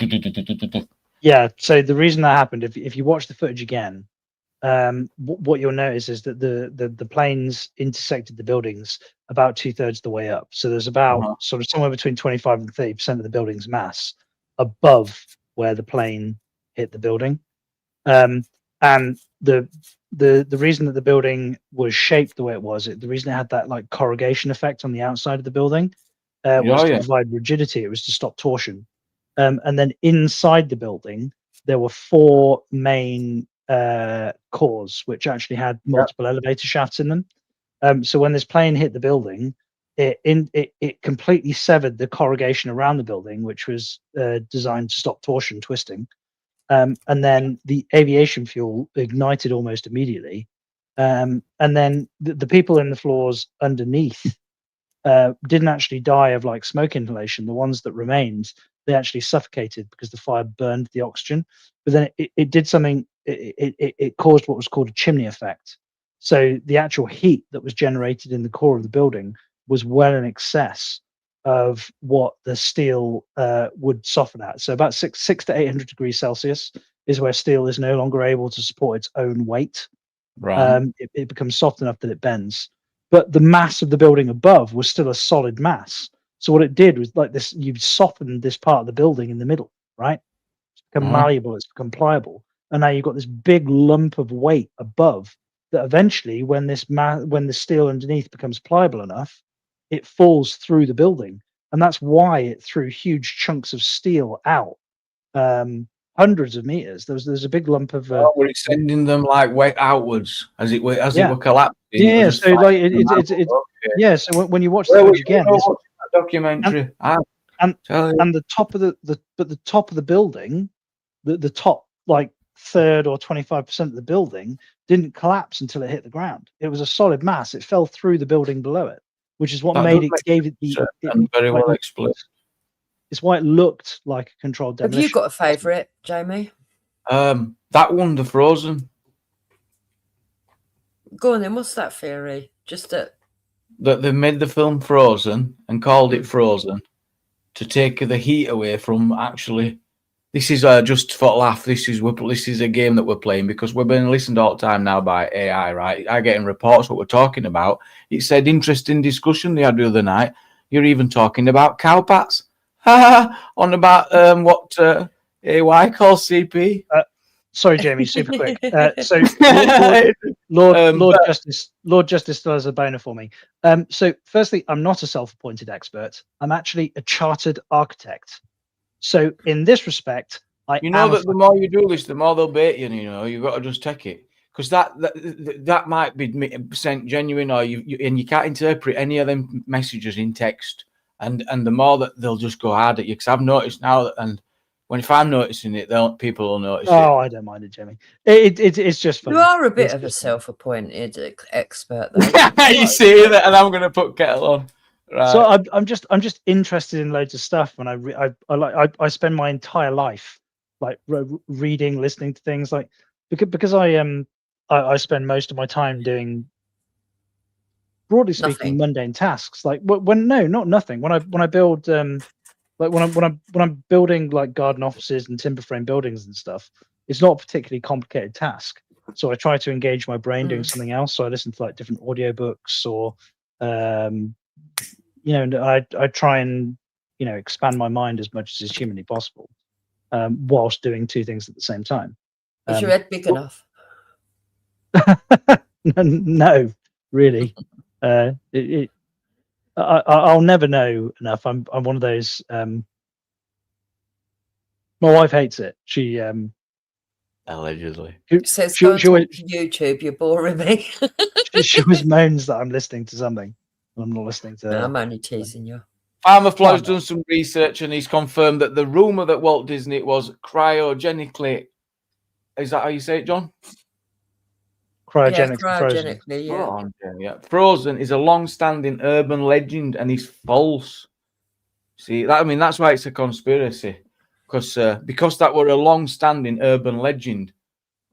then Disney comes along and makes a movie and calls When it did, when did, Frozen. when did Walt Disney die? Was it in like the 50s or the 60s or something? About the Like, time how they old- started freezing them, I reckon, John. Sorry? About the time this cryogenics started. They reckon they've made a breakthrough in that, by the way, because they froze mice and brought them back to life. No. Yeah, the problem with freezing any like living creature and bringing it back to life again is because when you freeze something like a living, like when you put a cucumber in the fridge and the fridge is too cold, that's because ice crystals form in the cells, and then the ice crystals break the cell and it degrades it degrades it. And obviously, if you do that with like a human, and with the expectation of bringing them back to life, if the ice crystals break the cell, the eukaryotic cell, then it can't function and it just turns to mush. What you're saying is you're actually making it worse, aren't you? Because you're ruining the cells by the process of freezing them. A major breakthrough in cryogenics published in March 2026 achieved a successful refreezing and revival of a mouse brain tissue with functional synaptic activity intact. Yeah, I think the last time I read anything about this was what they needed to do was to freeze something so quickly that it inhibited the ability of large crystals to form, which would preserve a sufficient number of cells. So it's about, it's about early days, isn't it, John? I mean, if you've got a rat running around after it's been dead, I'm impressed. Okay, well, no, so they didn't. Instead it wasn't of living rat. It was brain tissue. John, instead of traditional freezing, which creates ice crystals that destroy cells, researchers replaced tissue water with cryoprotective agents, turning the tissue into a glass-like solid. Oh. So it's almost like I read something a little while ago that turned out to be fairly accurate. Dupes, I would think. Mm-hmm. So the forward tissue retained long-term potentation. The cellular mechanism behind learning and memory, suggesting the brain's complex neural architecture, survived the deep freeze. Yep. The hippocampal slices were stored for up to 7 days before being brought back to a functional state. The team successfully scaled the techniques to entire mouse brains. Sorry, Jupes, what was that? The hypothalamus slices? No, hippocampal. Hippocampal. Yeah. So hippocampal. Yeah. Hippocampus. The team successfully scaled the technique to an entire mouse brain stored at minus 140 degrees Celsius, although with lower success rates than the thin slices, marking a step towards whole organ preservation. Yeah, so it's saying that they've made a big major breakthrough. That was March, by the way, only last month. So it's right up to date. It's impressive. Mm. Because if you're dead, right, you've died, and then you come back to life. Well, you're just going to die again, aren't you? Because you're already on your way out. Well, yeah, it's not like it's increasing lifespan. It's like pausing your experience and then restarting the experience. It wouldn't, technically, if you froze somebody for 50 years. I don't get a purpose of it, because you'd have to have something additional to it, wouldn't you? You're like, right, we brought them back, now put them back to age 4. Well, my understanding as to why people freeze themselves, why they go through the cryogenics, is because they might have a condition that they might have Lou Gehrig's disease or something like that, like a prion disease or something that we don't have the technology to cure right now. And it's that's going to kill them. So if they preemptively freeze themselves, you'd have to do it then. And then in the future they get revived when we can cure that condition, and then they're not going to die like next week. They're going to still get another 30 years, if that makes sense. Do you know that if you fell into an icy lake, gas pipe. if your head froze but your heart actually didn't, that they can bring you back to life? If what? Or if your head freezes first, you've got more chance of being brought back to life. True fact, that as well. Let me go and look that up and get it. That'll be interesting. I mean, I know we there's a phrase that like you're not dead until you're warm and dead. Because you're not until you're warm and dead. Yeah, you're not dead until you're warm and dead. So that we can use cooling to preserve brain function. So there are surgeries. There are types of surgeries which are called standstill surgeries, which would allow you to operate on delicate vasculature with no blood in it. So you can cool a person, drain the blood, do the operation, warm them, and reintroduce the blood, and they'll be fine because it protects the tissue. Yeah. Oh dear. Where does it end? Yeah, hold on. Let me see if I can.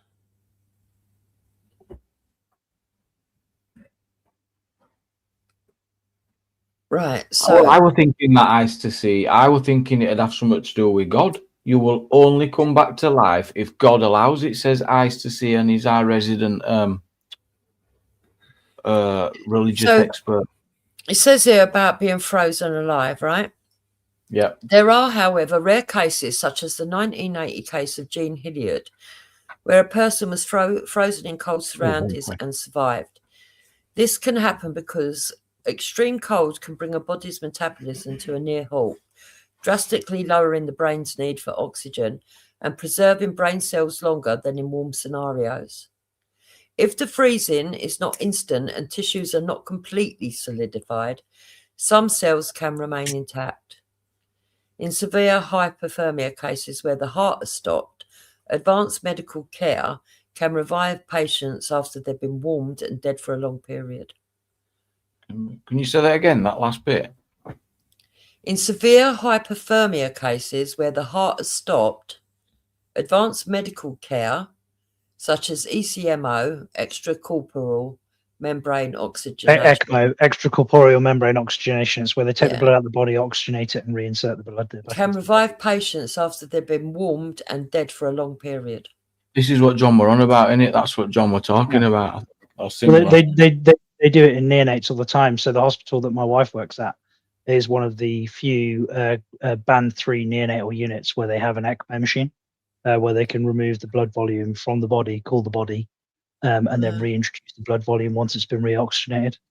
I watched a video the other day of this bloke, right, that went up mountains. He was an expert at mountain climbing. He was going there to do something for rural villages, can't remember what. Right. Yeah. And apparently he fell down this crevice, right? But he was still filming on his GoPro until he passed out. And they found him about 3 days later. They thought he was frozen solid, but actually they managed to bring him back to life because apparently he was frozen solid, but not completely all the way through to the membranes of the brain and that, if you know what I mean. Oh. So he lost a few fingers, but he survived. Yeah. And what about brain capacity and everything? All same? No, he's all back to normal. Yeah. Wow. But it's weird. Like there's so much stuff that we don't get. Like there's some stuff that happens which you would think it denies or defies like intuition. But there's a guy who has only just a slightly lower than average IQ, but he had a severe hydrocephalus at birth and somehow survived. So he had like an MRI of his brain, and when you look at his in his skull, the vast majority of it is fluid. He has almost no brain volume compared to an average human, but it has had almost no impact on his IQ at all. Yeah, it's nuts. Before I forget, and this could be a vote winner for the Greens. You never know. I mean, if Jupes could switch to the Greens, anyone can switch to the Greens. So I'm not going to switch to the Greens. You might have, because I know how much of an open mind you've got. I know you've got such an open mind, and you'll be like, well, you know what? You've grown on me, Zach. Maybe. I doubt it. Maybe. Yeah. You ready? Yeah. Right. If Zach Glasgow were I've seen this. Rent control! Made me feel sick. Rent controls, you can't argue with that. We've got water companies! Made me feel sick. Into our rivers! It is time to nationalise the water companies! That'll have been all dirty rivers that made you feel sick. Fix that. on. all together, You ready? we say it is time to end the genocide. What a vote winner. Yeah, I think they're a pair of plonkers, and I wouldn't believe anything. Anyone who promises you that they're going to reduce all these things and do all that, no, I don't believe them at all.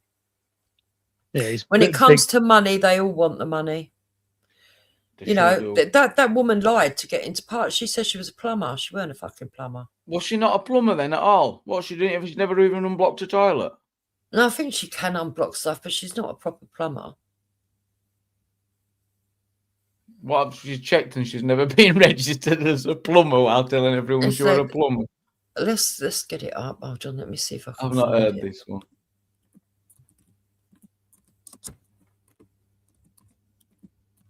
Is that not even his name?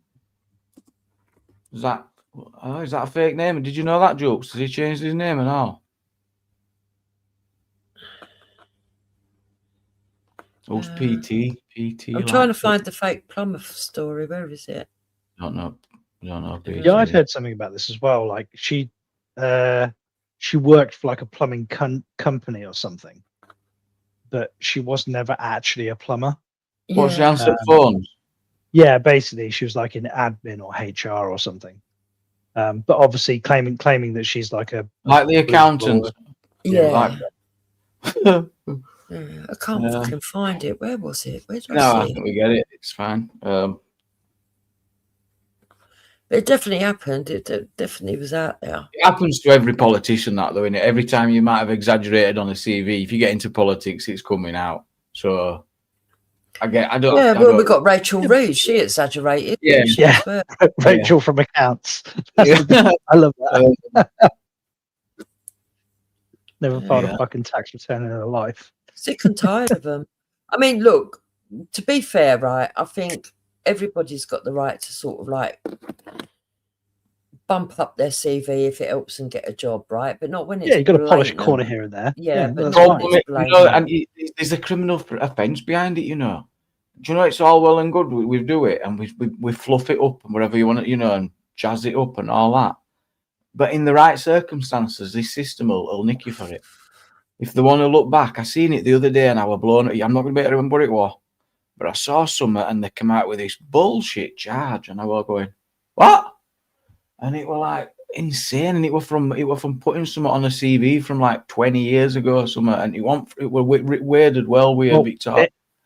It depends. I think it does depend on what you lie about.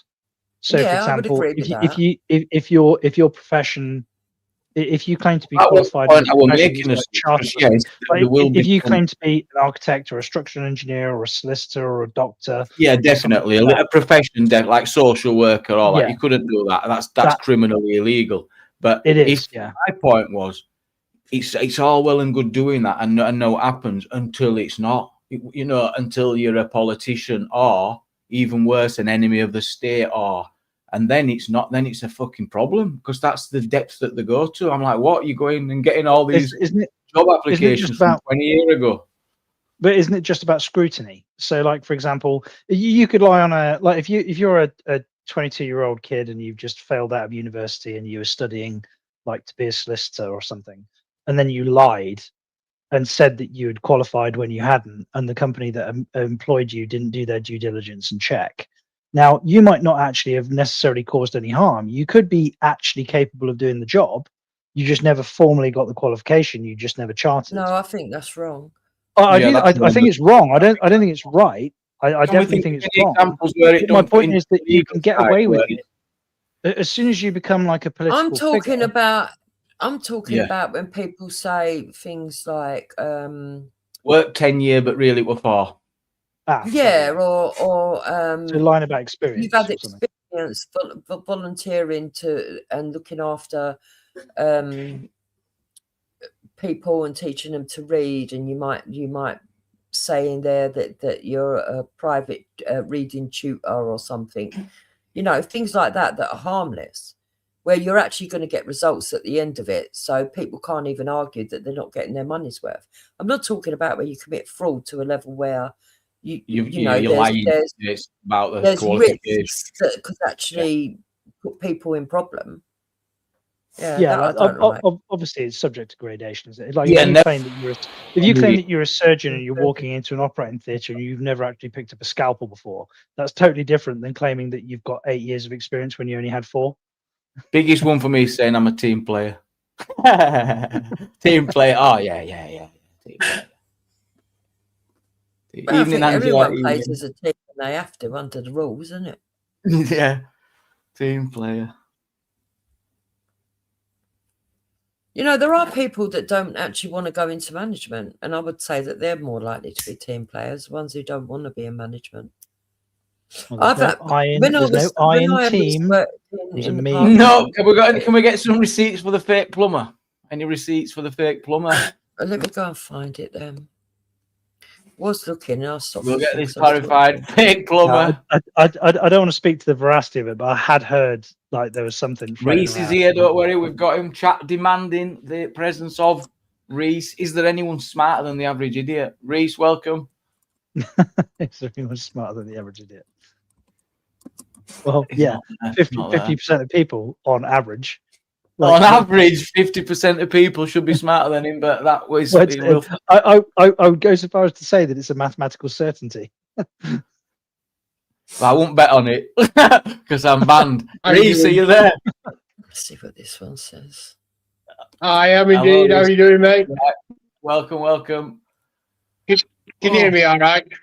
Yes. Well, we can probably get it better than that. Are you testing it? Are you doing your settings now? No, I'm just on my phone, so I don't know if it's quiet or what. No, it's good. No, it's good. So tell us what we're in for tomorrow, then, before we forget. So we have the Average Idiots Sunday Funday interactive quiz show. So we're going to have, it's going to be a quiz of 2 parts. So we're going to have a panel part and we're going to have a chat part. So all you wonderful guys and girls in the chat can take part as well. So on the panel, we're going to have 4 guests that will be taken from the lovely audience in the chat. And they're going to come on and one at a time have 3 minutes to answer as many questions as possible. And whoever answers the most amount of questions wins the panel part of the chat. Are we picking the people from the chat? Because there'll be more than 4 people that'll want to do it, won't there? So what we're going to do is I'm probably going to do it at random. I'm probably going to do it at random, but the following week, the panel part of the chat is probably going to be members only. So the memberships are going to be £1.99, so it's nice and cheap. So that's £1.99 a month. So obviously there's 4 opportunities on the quiz to get in there and get yourself on that leaderboard. We do actually give prizes on the Average Idiot channel. So there will be prizes on offer in the form of Amazon gift cards. We tried that last year and it was very successful. We do have a few people who won last year in the chat, so they'll verify that they did receive those Amazon gift cards and they were able to actually buy things with them. And it's pretty much instant as well, so they get sent straight over to you. Not gambling, is it? No, it's not gambling, is it? It's basically you're showing the channel support, and it's an opportunity to get something back to show for your support. Right. So that's that. I mean, to be honest with you, Jamie, when I did it last year, I ended up giving out more money in prizes than what I got back from memberships and stuff like that. So, I mean, it is what it is. It's all a bit of fun. You know what I mean? But the having prizes just sort of incentivizes it a little bit. You know what I mean? And then the chat part of it, your answers will be recorded. So it'll all be multiple choice. And you basically put the number of the answer the letter of the answer in the chat, and the system that we use automatically records your entry and tallies up all the totals at the end, and it's a fair and impartial way of finding out who the winners are. So it is a lot of fun. Like I said, we did it last year, and people seem to love it. So yeah, I am definitely looking forward to it. Rock and roll. Be there or be square. Yeah, and I believe you're going to come on and co-host with me, Jamie. I'll come on. Or was that supposed to be a secret? Well, I'm not bothered. What? Like, I'll be there. don't tell anyone. Yeah, no, it is a lot of fun, and obviously the more the merrier. The more people that pop in and take part, the more fun it is. But we do have to link the panel. Limit the panel to just a few people, because when, as you know yourself, Jamie, when you get a lot of people on panel, it can get pretty chaotic, especially if everyone's shouting out answers. Yeah, it can get rough. Yeah, it can get rough. So, are you a green voter, Reese? Before I forget, this might convince Jukes. I'm trying to get Jukes on board. She's kind of like not like my little, I'm just like, surely we can get Jukes on board as a green voter. I just think with a few of the right videos. I would never vote green. A few of the right videos. So I can't find where that story come from. All I'm finding is evidence that she is actually a plumber. So maybe hey, dearie me, Jokes. This is... No, I can see the arguments going on where people are saying that she's fake, but I can't find the actual fake. Where the fake story Well, actually, there's not from. much to gain. Or did you think that would a vote winner? Oh, plumber. Are we... Yeah, so she is a plumber. Apparently, they're saying that she has studied in plumbing, yeah. Whether she actually worked as one or not, though, I don't know. Who suggested that she wasn't a plumber first? Because someone owes an apology to the newly elected MP. I suggested it. I ain't fucking apologising to that too, Bob. What? Well, I mean, so what I found was... John, what are you? John, didn't you suggest that she wasn't a plumber as well? No, so what I said was that I'd heard the the rumor that it was, but I didn't know if it was true or not. But supposedly she did an MBQ. So at what level? What do we know? What level? Well, MBQ, yeah, he's right there. Technically, she's qualified to be a plumber. She's also qualified to be a gas engineer and a plasterer, but there's no evidence that she's never actually worked in the field. So she's got the qualification, but she's never actually. There's like for the plastering qualification, for example, there's no evidence that she's actually ever slapped muck. Hang on, she had her own business. If she's got her own business, what were it, a plumbing business, Angela? She became a plumber the week before she became an MP. Well, and you know what? In fairness, I'll just hold my hands up to this one. I'd heard the rumor. It sounded like it could be true. She's qualified. She's got the MBQ. It doesn't speak to any kind of competency or quality. It doesn't speak to any kind of quality of work that she may or may not have done. There's people arguing, though, that there's an old video of her showing her fitting a boiler, some are saying. Oh. So is she called I'm qualified. If she's got the qualification, boiler, what do they call it now? It's not Corgi anymore, is it? Gas safe registered. Gas safe registered. Is that what it is? Yeah. I mean, I'm qualified to be a gigolo, and there's video footage of me out there performing the duties of a gigolo, but nobody's ever paid me to sex. Save them for tomorrow's live. Have we got any reviews? What's the customer satisfaction like? 5 stars on Google, mate. 5 stars. But there's a lot of people insisting that she's not a plumber, but God knows why. I'm not going to bother with that for a minute. So she is a plumber, and she isn't a plumber. I don't know. Well, it shows. Well, I don't know. Like, if you've got the qualification, anyway. Well, and again, like, look, if she's got the qualification, she's got the qualification. That's the like end of discussion. Yeah, exactly. Really. But like, if you're functioning, there is a distinction between, like, you get lots of people who will go to university and they'll get a qualification, but they never actually do the job they go and do something else. So whilst you've got the qualification to be something, or to justify that you have competence in something, doesn't mean that you are that thing, because you are what you do, if that makes sense. Do you know what I find ironic about the Green Party? Is They're that no longer green. well, somebody's just put in there that her estimated property value is over £1 million combined. A lot of the Green Party, one of their manifesto pledges, I mean, there's no manifesto yet, but the platform that they're standing on is basically they want to abolish landlords. But a lot of the MPs that are in that's not. I mean, yeah, they won't vote for themselves to lose that. But there must be more substance to it. They can't be just say what they're gonna pay them all off, and then what they're gonna do. I think it's more to the point of bringing them into public ownership, isn't it? Yeah, and then and then who gets the better houses? What nonsense! I'll have one of them 5-story ones down Mayfair. Well, no. The question is though, Jamie, do you need that? Yeah.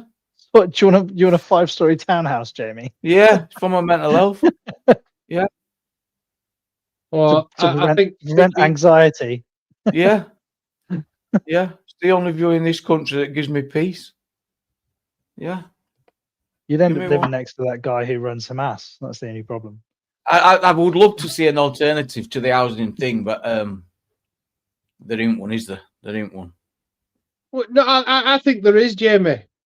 I think that, because we've followed the path of monetary economics for as long as we have, we are blinkered to the possibility that there might be any other system that works other than that. Oh, it's not that. That wasn't my blocker. It was the realization of how you would have to get yourself out of the current one. Bankruptcy. Well, you get where's everyone just going to turn up at council and go, right, what do we do now, mate?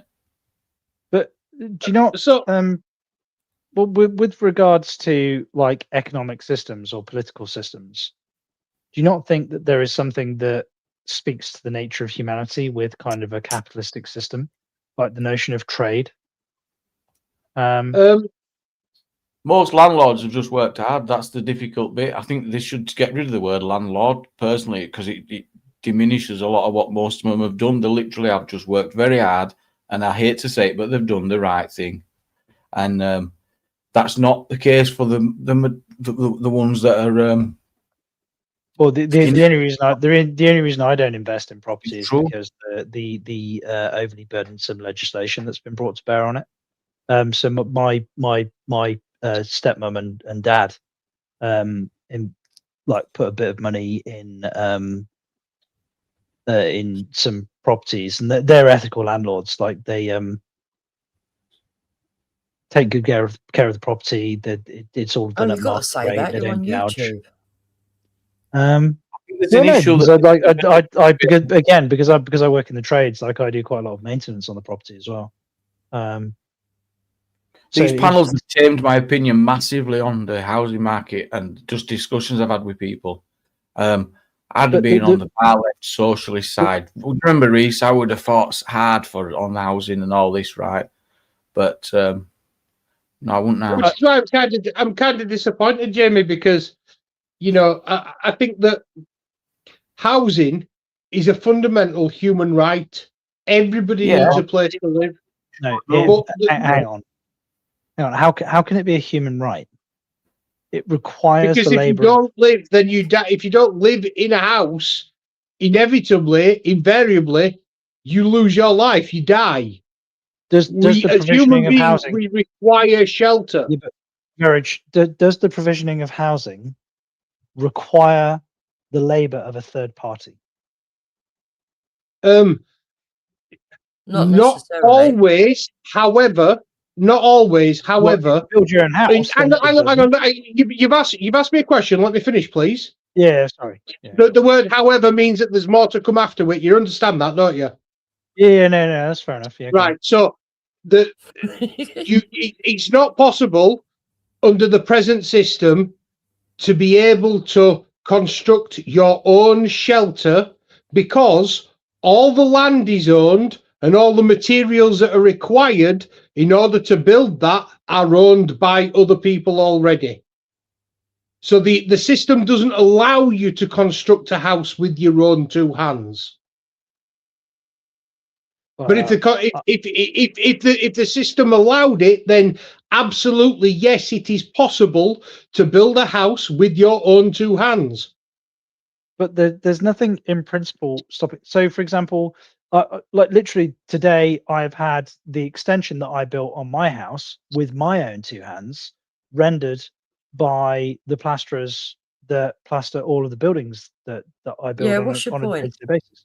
So my point is that in principle, you could build your own house, but I'm more interested in the concept of a right. Well, you can't unless you've got money.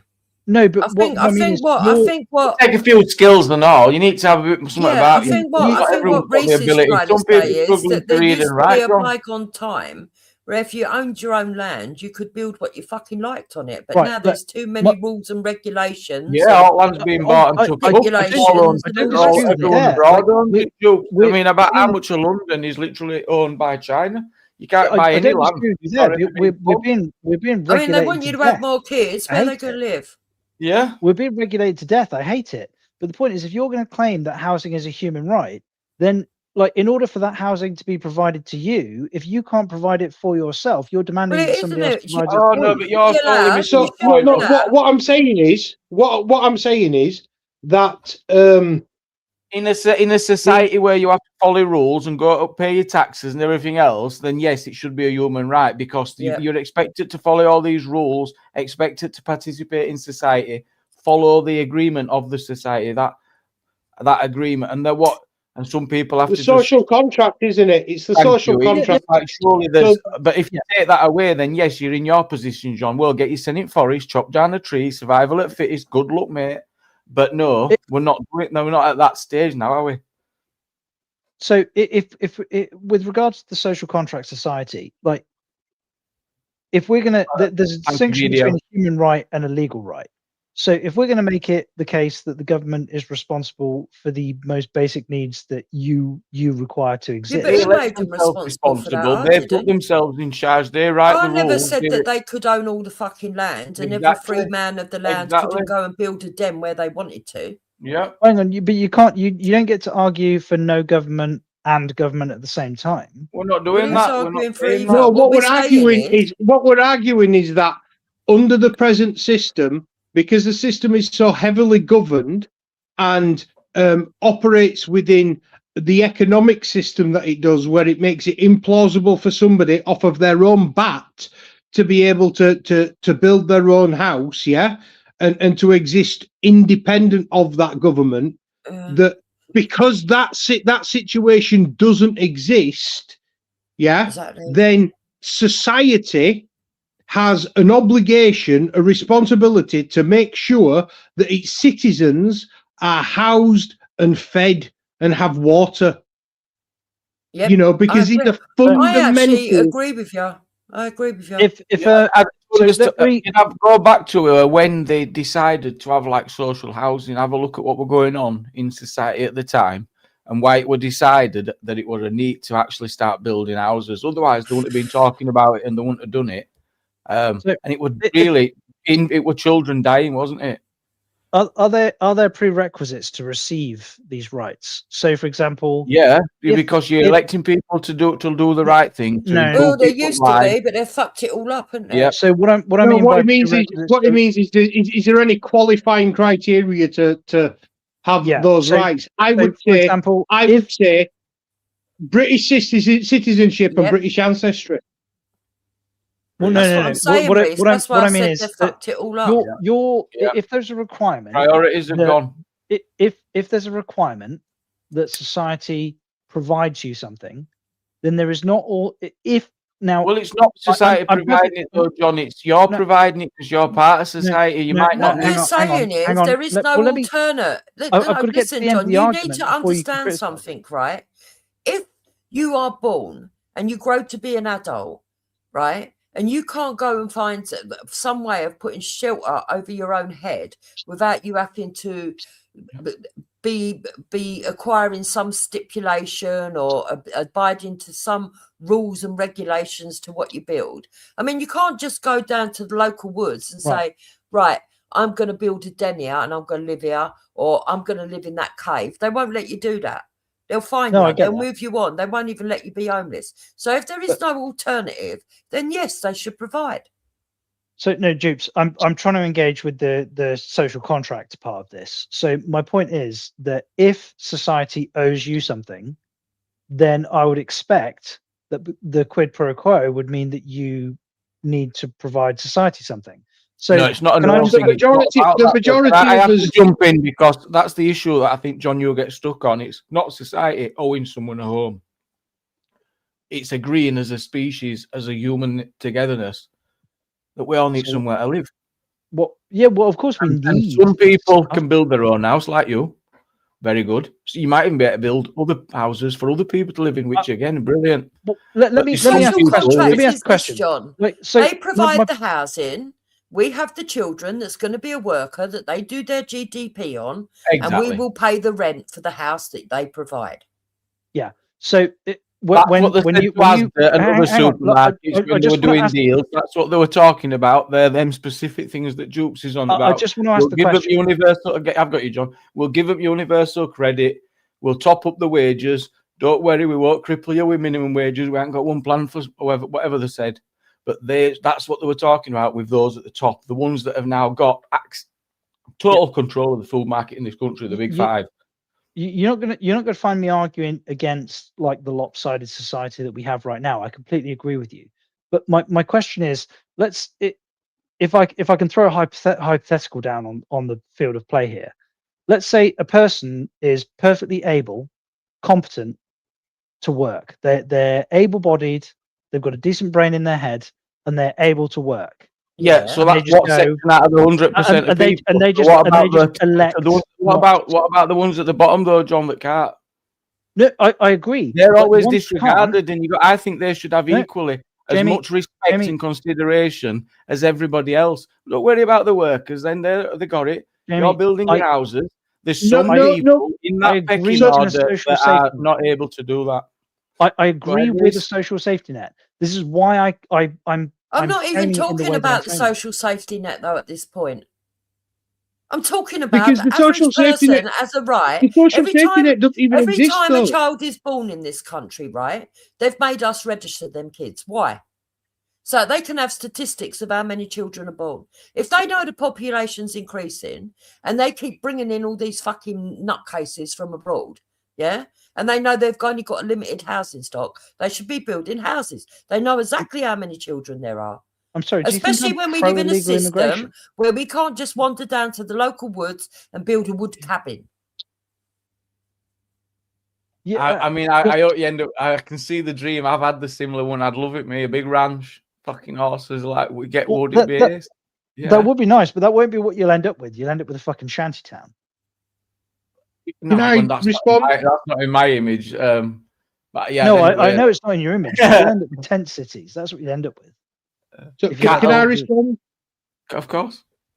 Right. So you were basically what you were saying, from what I can gather, John, is that if somebody is capable of working and contributing to society, and they choose not to, should they be provided with housing? Yeah. Ah, that's a good point. If somebody's capable and if somebody is physically capable of, mentally and physically capable of contributing to the society, but they elect not to, should we be able to rescind their rights to housing? Can you define contributing to society? Oh, thank you. So work. Do a job. Hang on. Jupes, let me finish without. I'm trying to get a point across here. Go on then. Right. So you define it as work.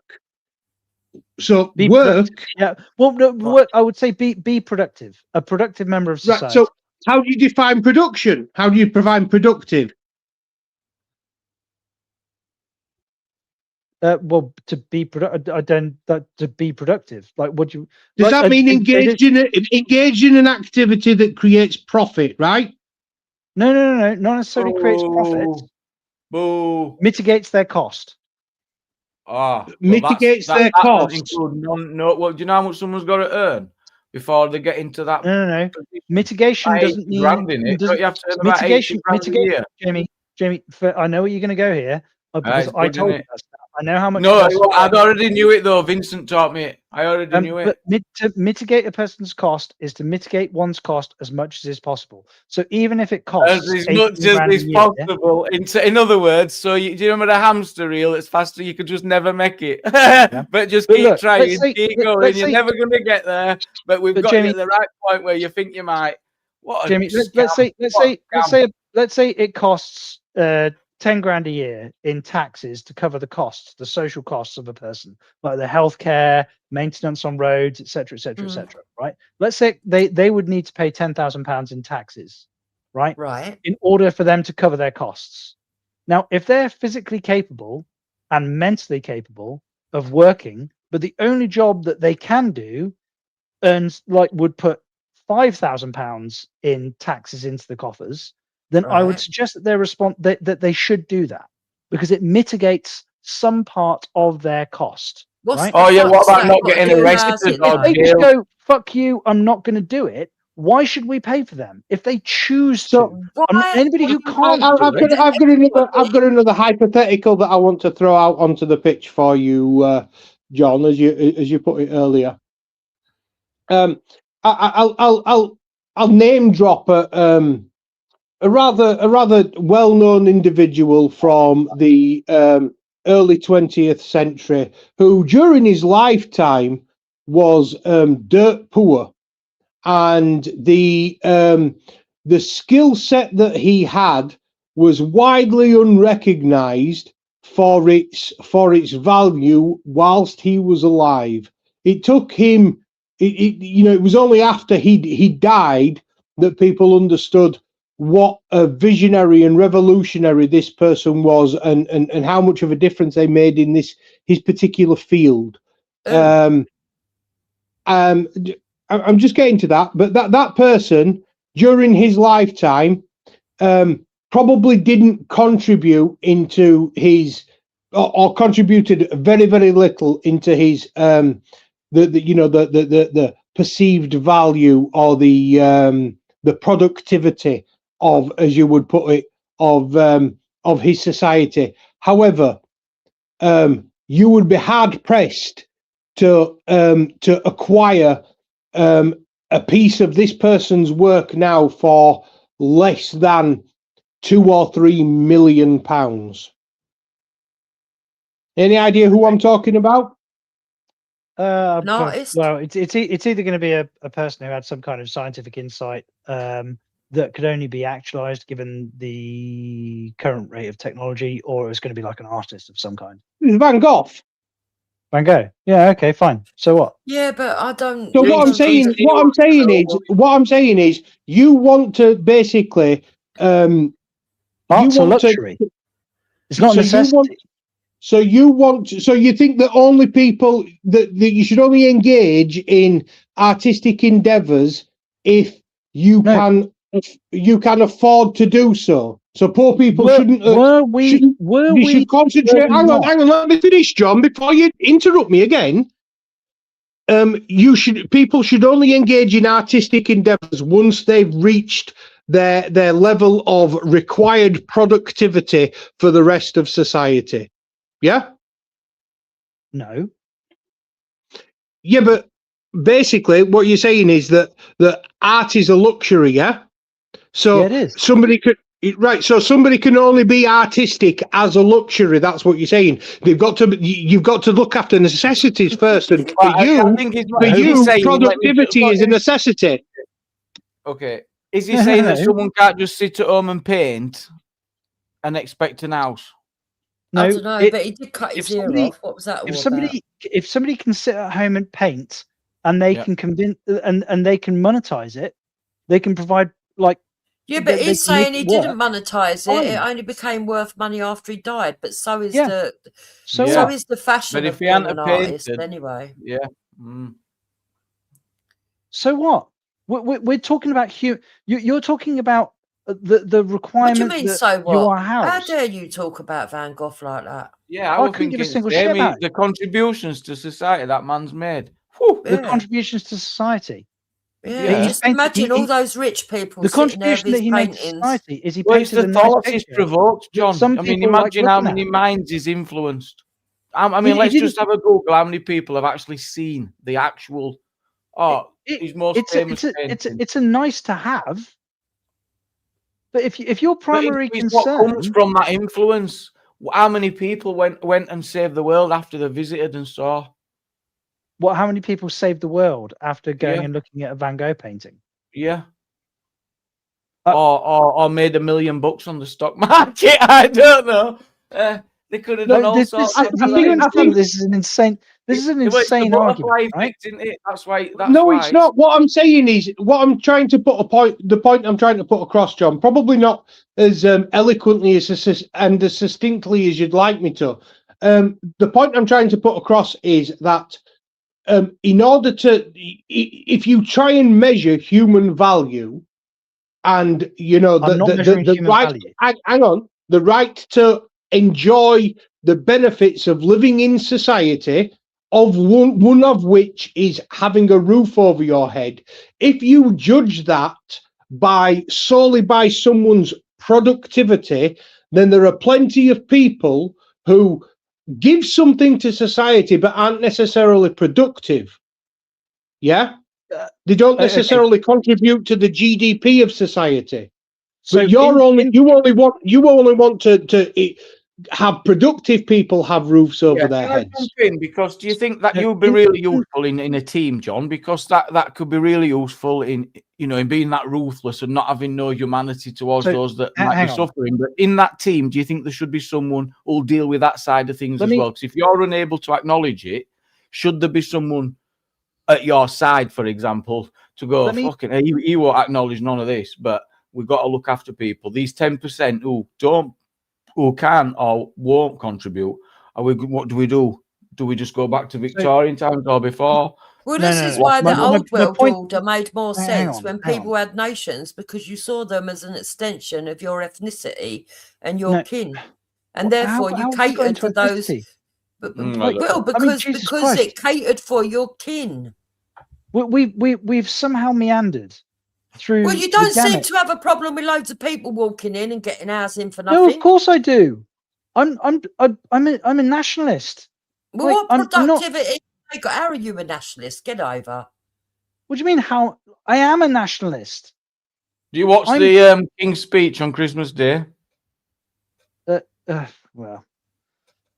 last speech I watched was the Queen's speech, but still. Oh well, that's not. I don't have much truck with Charles. I might. Have you watched many royal weddings? Well, then. Did I watch Williams? No, I didn't watch Williams. No. But regardless, have you got a teacup with like the Queen on, or Charles or Camilla or like that? Well, I really. no, really. When was the last time you went to a protest because you actually felt outraged at something happening to people of this nation? The last protest I went to was an Iraq war protest, actually. What? So you was worried about what was going on in Iran? No, an Iraq. No, it's Iraq. Iraq. Sorry, Iraq. Yeah. So you was worried about Iraq. Why weren't you worried about us? Well, I am worried about us. Well, not since Iraq, you ain't been. No, just because I've not gone to a protest doesn't mean I'm not worried. Okay, so what have you done? In respect to what? Like, what are you asking me? Anything. What have you done for other nationals? What, for UK, like for the country? Yeah.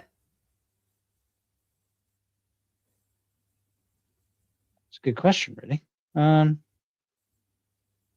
So if I don't go to a protest, if I don't, no, there's many other ways you could do something for other nationals.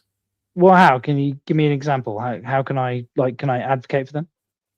You on can things get like involved in podcasts and stuff. petitioning. Yeah, I You won't could waste give your to time with protest, charity. though. That's a You could waste give of to time. That's it. charity. You could Yeah. volunteer as a parent governor. You could go and get involved in your local community. You could be on the local council. Yeah, but Which Jupes, one you didn't know any of that about me. Well, that's why I asked you what you done. Yeah, but no, I asked you what counts, right? In fairness, I asked you what counts. Like you were putting like protesting on a pedestal as if I've got to go and somehow fight. with No, police I or said something. there's many other ways apart from Yeah, protesting. that's fair enough. So And what then I asked you, exactly what have do you you mean? done?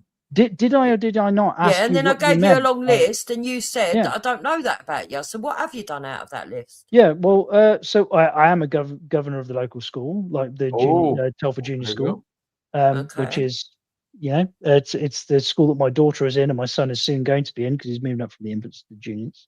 Okay. I do give to local charities. I suppose the biggest local charity. My company sponsors a local food bank, the Lillington Food Bank. We sponsor that. But the most charity that I do it's actually more personal. It's not necessarily like social in terms of the broader context. But the most charity that I give has actually got a lot to do with it's my daughter's best friend. She's a young girl. Her father, I'm not going to mention her name, but her father is a useless fuck, and the mum is a single mum who's both working and trying to do childcare, and in a point she's desperate really for help. She's got a young son and a young daughter, and they're broadly speaking the same ages as us. They're, like, her youngest son is actually a year older than my son. They deserve a home. So I try and help them. So every time her car needs an MOT or a service or anything like that, I put it through my company books. I shouldn't technically. Whoa, John. Bloody hell. And things like how does that help society? Yeah, is a person part of society? Yeah, but not individuals. We can all do things for individuals. I want to know what you're doing for society. So for society at large, so I've got to make some grand gesture. I can't just have an interpersonal relationship with the person and help them, and that doesn't help society. My question is, John, do you ever engage in tax avoidance measures? I ever engage in tax avoidance? Do I minimize? Do you try and minimize the amount of tax that you pay? Yeah, of course I do. Any sane person. So do you utilize the tools in place? Is what it does, don't you? Yeah, John? any sane person would. Do you think the government is so good at spending our money that they fucking should get a donation? Well, the thing is, are you that ignorant? You think the government is so good at spending our money? Please do not call me ignorant. But he's a bit unpatriotic, to be honest, though, John. Yeah. I don't get where you're getting that from. I'm anything but ignorant, my friend. I was asking the question because when the way that society is designed, the taxes that you pay to government, yes, are supposed to, I know that they don't always do so, but they're supposed to help everyone. Yeah. So if you're engaging in methods that minimize the amount that you pay, then that's what you're supposed to do, though, otherwise you're a bad business person, right? Because if you don't do that, if you don't do it, you're not making the right investment in the business, because you're basically just pissing it up the wall. You might as well just throw it out of the window, when really you should utilize it to put your business in the strongest position possible. Now, the difference is that if it's getting filtered off into other people, the business is failing, then I would be with you. Despite all of my tax minimization, I spent £37,000 in VAT last year. VAT. No. So yeah, you might spend 37. How much did you charge in VAT last year, John? No, that was my cost. No, what I'm saying is, yeah. So you paid the taxman £37,000, yeah. Yeah. How much? Did you? I get what you're asking. I didn't add 20% and pay 11%. When I became a VAT registered entity. No, but he's saying who paid it, you or your customers. Exactly. What do you mean? Who paid it? Me or my customers? The customers pay for everything. Right. So you They didn't pay pay for any everything. VAT. So your customers paid your VAT bill then?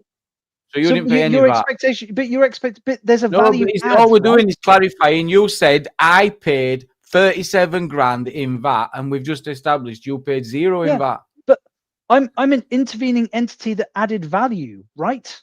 Like No, what but you didn't value? pay any Show us VAT what though, did value you? you got. Shooting No, squirrels. I did pay VAT. Like No, your customers paid my the VAT. customer asked me to provide a So, service. no, The service you in this only case was pay VAT. building a building, You only right? pay VAT on things that you purchase.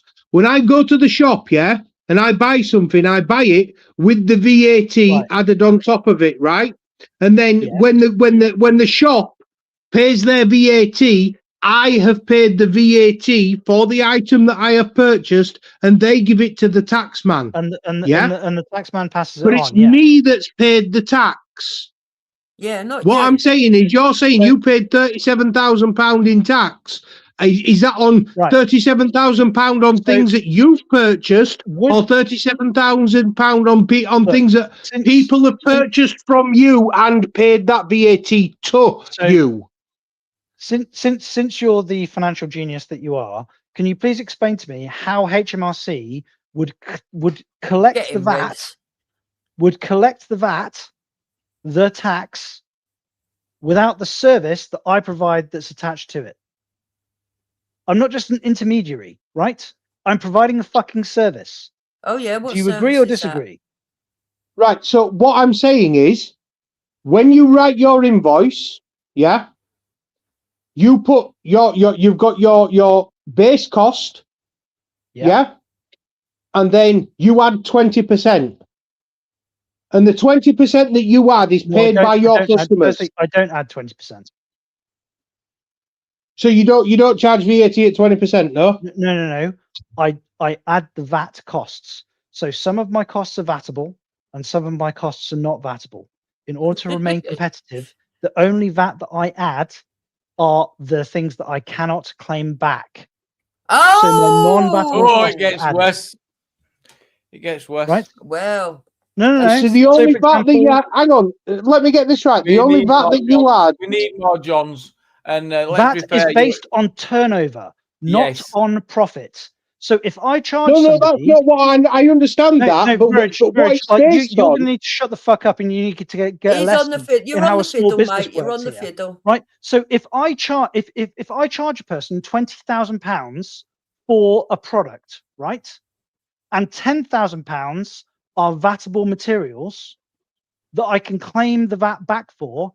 Now that just means that I don't have to pay the VAT on those materials because I'm buying the materials from a vatable entity. So if I have so that means that in order So to you for me paid to break the VAT even, on that. in order You for me paid to that not VAT. have to put in order for me to not put my hand in my own pocket and pay VAT that the customer should be paying, then what I need to do is add 10%, not 20%. Now it just so happens that my non-vatable costs run between 11 and 12%. So I add 11 or 12% onto my product so that the customer pays that directly. Yeah, but they don't pay it directly to HMRC. Sale, There would be no justification for them paying that 11 or 12% to HMRC if I wasn't providing them with the product, if I wasn't expending my fucking labor. Exactly. It's an unnecessary cost that I have to pay. And I add the bare minimum that I possibly And how much can. do you charge for labour? It depends on how aidable the skill is. So if my labor costs me, well, I bill my labor at about £200 a day. And then I have a carpenter who works for me, who's an old school friend, actually. We've known each other since we were 3 years old. He is also invoiced at £200 a day. And then the labourer, the young lad, he's an apprentice technically. He's going through college, although we've not gone through the official apprenticeship scheme. Because if we went through the official apprenticeship scheme, I'd have to bill him out at £68 a day, but I actually pay him £120 a day. Very reasonable, reasonable, So am I an ethical employer, or am I a cunt that's just passing I out don't know. I don't know if they can go for a piss or not. I don't know what you do about that, or dinner break and out like that, sick days and stuff. I don't know how you treat them, but reasonable pay. Yeah. Do you give them lunch breaks? Yeah, of course. Yeah, I think you might have passed. Yeah, not bad, is it? Yeah, not bad. Reese? So the You point. still checking them accounts? No. So basically, I have been a VAT registered business operator as well, and I worked in the food industry. Well, I'm a VAT So if registered sole trader. I'm not even limited, so my house is on the fucking hook. Okay, so when I purchased, say if I purchased an item that cost me £1, yeah, and I would cook that item, and through my labour and through the energy that I used for my gas and for the water and all my costs in at that, yeah, I would have a markup, a margin on that product that I purchased at, say, £1, yeah? So on that product that I paid for, that I bought for £1, if it was £1 before tax, then after tax I paid £1.20 for it, yeah? So I paid for that product 20 pence VAT. Correct? For that product. I'll have paid tax on the gas and on the electric and on the water as well. I will have paid VAT on that, right? But So what did you? Let me finish, John. Let me finish. I just want to clarify. It's a clarification question. So because your VAT is based on turnover, it doesn't what you pay for the product is the VAT that you offset. Your VAT that you are technically owed is based on your turnover. It's after your markup, right? So if you charge if you buy the hot dog for £1, right, then you owe the VAT for the VAT registered entity 20 pence. If you sell the hot dog for £2, then what you actually owe is 40 pence, right? Can I finish? Would that be okay with you, John? Yeah, of course you can. But I just wanted to clarify: is that what you meant or not? What I mean is, if I go to a shop and I buy a product, if I go to a wholesaler and it'll list the price as being the price before VAT, yeah? Yeah. But then I have to pay the VAT when I come to pay the bill. Yeah, of course. Right? So that product then is in my inventory, and I've paid out £1.20, but the value of the product is actually £1 because 20 pence of that is tax. Now, when I go to sell that product, if I sell that product for, say I sell it for £5, yeah? Yeah. And if I charge 20% VAT on the £5 that I'm selling it for, that brings it up to £6. Yeah? Yeah. So the 20 pence that I've paid on the VAT can be taken off that £1 of VAT that I've been paid, because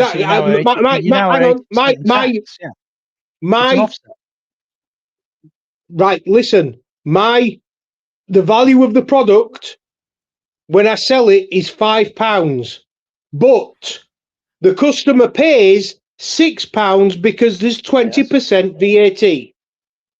So that 20 pence that I paid earlier comes off of that VAT, that pound VAT. So the taxman gets 80 pence. The taxman gets 80 pence, yeah? Yeah, because he's already got. I know, but I don't. He already got the 20 pence off of the guy that I bought, that I paid £1 for the product from. Yeah, that's how you write it up, because that's how it works. But what I'm saying is, John, let me finish. Let me finish. I don't add the 20%. I add my. Why don't you have the 20%? Because I'm not a fucking lunatic. I want to keep my cost as low as is humanly possible. So basically, in order to be competitive, if my VATable cost is 11%, I add 11%. I add the bare minimum possible so that I don't increase the price of my product and I don't impact my fucking costs. Why is this difficult for you to understand? If you look, because it's not legal. Yeah, it is legal. Is it? Oof, If VAT is 20%, why are you not charging VAT at 20%? No, look, I am charging VAT at 20%.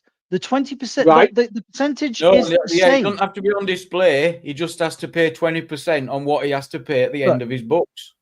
You claim to have run a vatable business for God knows how many years, and you don't seem to understand how fucking VAT works. So let me explain this real simple. If before I was VAT registered, I charged £20,000 for a building, right? So I don't the customer isn't VAT registered. I'm not VAT registered, and I am required to not charge VAT at all. There's no value added tax, and I'm charging £20,000. When I became VAT registered, if £10,000 of my costs were vatable, then in order for me to earn the same amount as I earned before being VAT registered, then what I would actually have to add on my cost is 10%, because I can claim back half of the VAT, right? So you don't charge VAT on the value that is added by your labour then? No, VAT is based on turnover, not the value add. It's called a value added tax, but it's based on turnover. You must know this if you've ever fucking worked in a VAT-based business. And because you don't, I just don't think you understand it. VAT is based on fucking turnover, not profits. But what if the hot dogs were £6?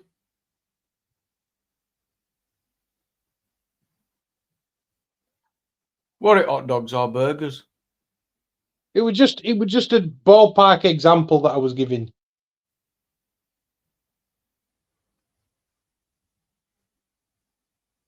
Well, Jupiter left for the VAT lesson. She wasn't having it. She wasn't down for VAT. Do you have vegetarian options? Let's get a link out. And have we got any other topics to discuss? Yeah. Interesting stuff. Yeah, do you pay extra VAT if you get onions? I don't think so. Definitely not. Well, I mean, that's why Greg's started not serving like hot food. Like they yeah, could because come you out got the oven to hot, pay but they food, couldn't keep it warm because then it became vatable. So, like, they just started timing their oven churn for their peak periods. It was a fucking joke. Yeah. We've got a guest. Don't know if this is the man himself. Welcome up, yes, Mr. Me. It is you. Welcome. No, I can't fucking do with this wanker, Jamie. Whoa. That's not very welcoming. It could come. Oh, he's left. That's two guests we've lost. That was me. Reese has left eyes, and you've only said hello. You never even got to say hello. He's an atheist in anyway, so that's up to him. Right, there's no love lost there then. Oh, did you want to come on to speak to Reese or no? No, not Reese. Him. That's why the welcome call. I thought it was me, and I'm saying I can't get it off the fucking screen. It was you. No, right. It's, Dad knows best. Dad knows best. Right. Dad knows best. I'll only be short and sweet. Right. Mm-hmm. You see, God Almighty gives physicians, right, for to bring people back from the dead, right, all by God Himself, right. Do you know what it is? You know, when people have terrible accidents, right? Sometimes it doesn't matter how much doctors and what's it called, man? Surgeons work on them, right? If God says it's your time, right? So I don't know who you think you are, but I think you're a false prophet. That's what I believe. I think you're a false prophet, right? And I don't know who you think you are, right? But I'll tell you what, right? When your time comes, you're going to stand before the throne of God. Everyone does, right? Oh, I didn't realize you were so offended. I mean, no, I'm not. No, Jamie, I'm not offended. I mean, that's a strong accusation, accusing him of being what was it? A false false prophet. So you mean Can you just clarify something for me, Eyes? Listen, there is finished. Which God? Well, I don't. I think you've said a lot already. I think it's important because you've made such a strong assertion. We should go to Dad Knows Best to reply. Well, also, well, no, there is finished. I haven't finished first. I haven't finished. But you said all I'm going to say is talking about the medical reality of like therapeutic calling doesn't mean that I'm making any. We're at the end of time, man. Listen, Dad Knows Best. We're at the end of time. At no point did we mention the end of time. I wasn't talking about. We're at the end of time. About soul or dualism or anything like that. We're at the end of time now, right? Listen. No, we're not. We can't be at the end of time now. My personal belief is you are a false prophet, right? And if you die tonight without Jesus Christ, you're going to stand in judgment, be judged, and you're going to be cast down. If you believe. Have you got any advice for him then? What does he need to do? What does he need to do then? Because I know you said you wanted to make this short. He needs to stop all his bullshit. I know that. He needs to stop his bullshit, Jamie. You asked us an opinion, so I'm giving you an answer. Yeah, it's fair.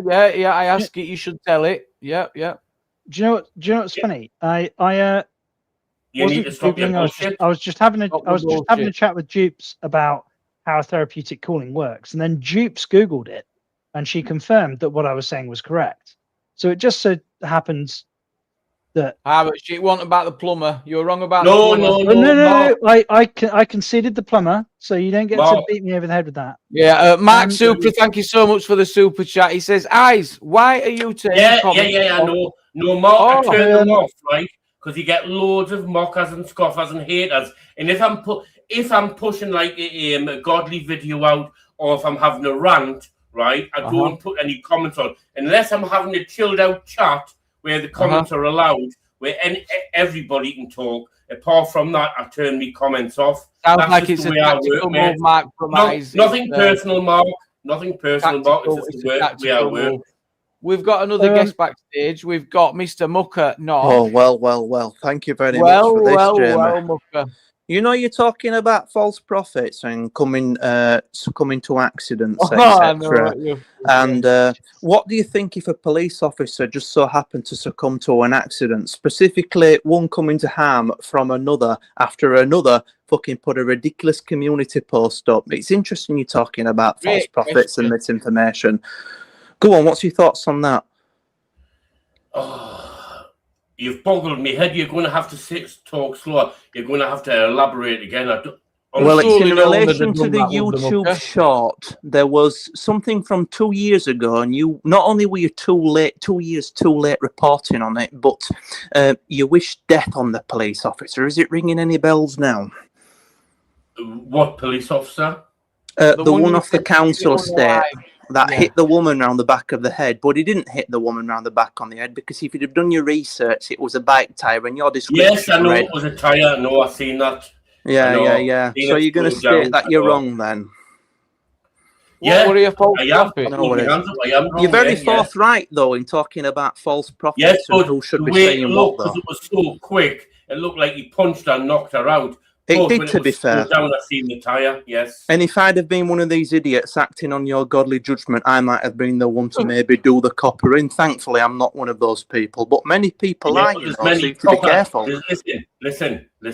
There's many coppers that do bad things. Agreed. What? But you didn't get the right copper, did you? And until you know for certain. Well, do you know moving on anyway. None of us are perfect, are we? Yeah. No worries. You've admitted you were wrong. Thank you. You're for a that, copper yourself, are you? Definitely not. No, I'm not a big fan of them. I don't wish death. Collar number. What's your collar number? That'll get him if he is. Right. Enjoy each other's company. Well, Jamie, I've said what I had to say. I'll see you later, mate. Roger that, Eyes. Pleasure. Actually, before I go, Jamie. Yep.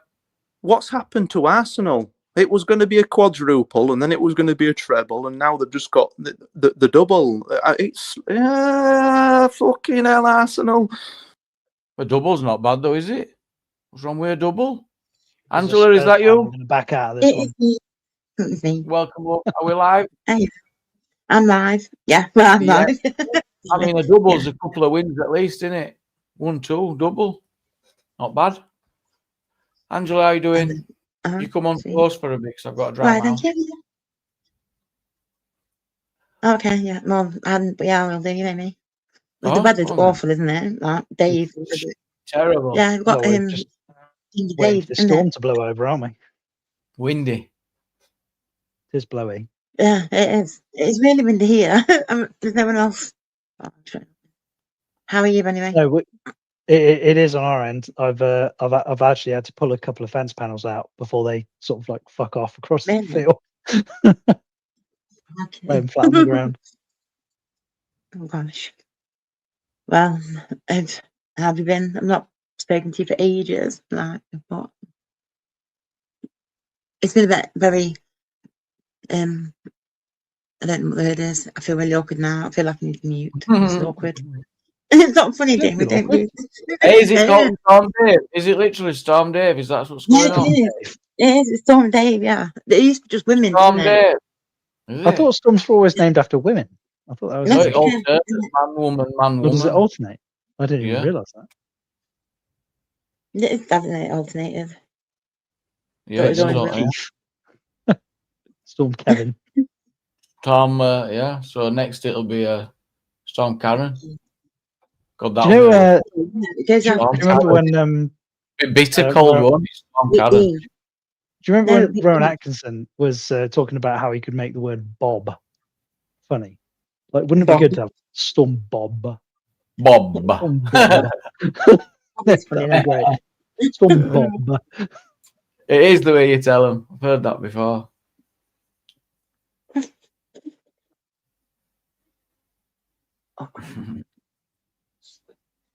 What's been happening? I don't know what's happening. Has anything happened? Not much, really. Is there? Reese and John have been getting to know each other well. I was in the chat. I thought that was delightful. He's a lovely chap. They're really lovely. Known him for about 6 years or so now, I think. Isn't it? I failed to convert Jukes to Green Party. She wasn't having none of it. And I had 2 amazing videos. No, wasn't enough. Well, when she spoke after she won that, whatever her name was, I remember that well. She did a good speech, I thought, but yeah, I don't think they'll ever get in. I do think that people will vote Labour tactically to keep them out. So yeah, it's kind of the historical party that's got the traction, got the boots on the ground. Absolutely. Yeah, it's the same reason for why I'm not convinced that Restore is going to supplant Reform. It's the same thing, but in the opposite direction. I don't think Restore or Reform will go anywhere, to be honest. Well, neither of them. Even if they start working together. It's easy to see Rupert jumping back over, or anything radical could happen, but Stomach will get in. There's definitely enough support to get seats in that house, 100%. I just find it really because do you know what? I don't get it because they've been voting for the MPs that have just been voted out. Majority, well, not majority, but quite a few. You know, yeah, we're gonna have a different leader and hopefully different that new start, different that. It is what it is. It is what it is. But there were Labour have just got in on a 33% of the vote, so there's a high chance Labour get back in. So just this last time, it was quite a big majority there, wasn't it? Really, they had 420 seats. In fact, John, she's convincing me that the left are too strong. Is what she's saying for them to go anywhere. No, what I'm saying is that I do think that the people on the right. I'm saying no, wait. No, what I'm saying is the ones on the right where they've got all the divide and the split.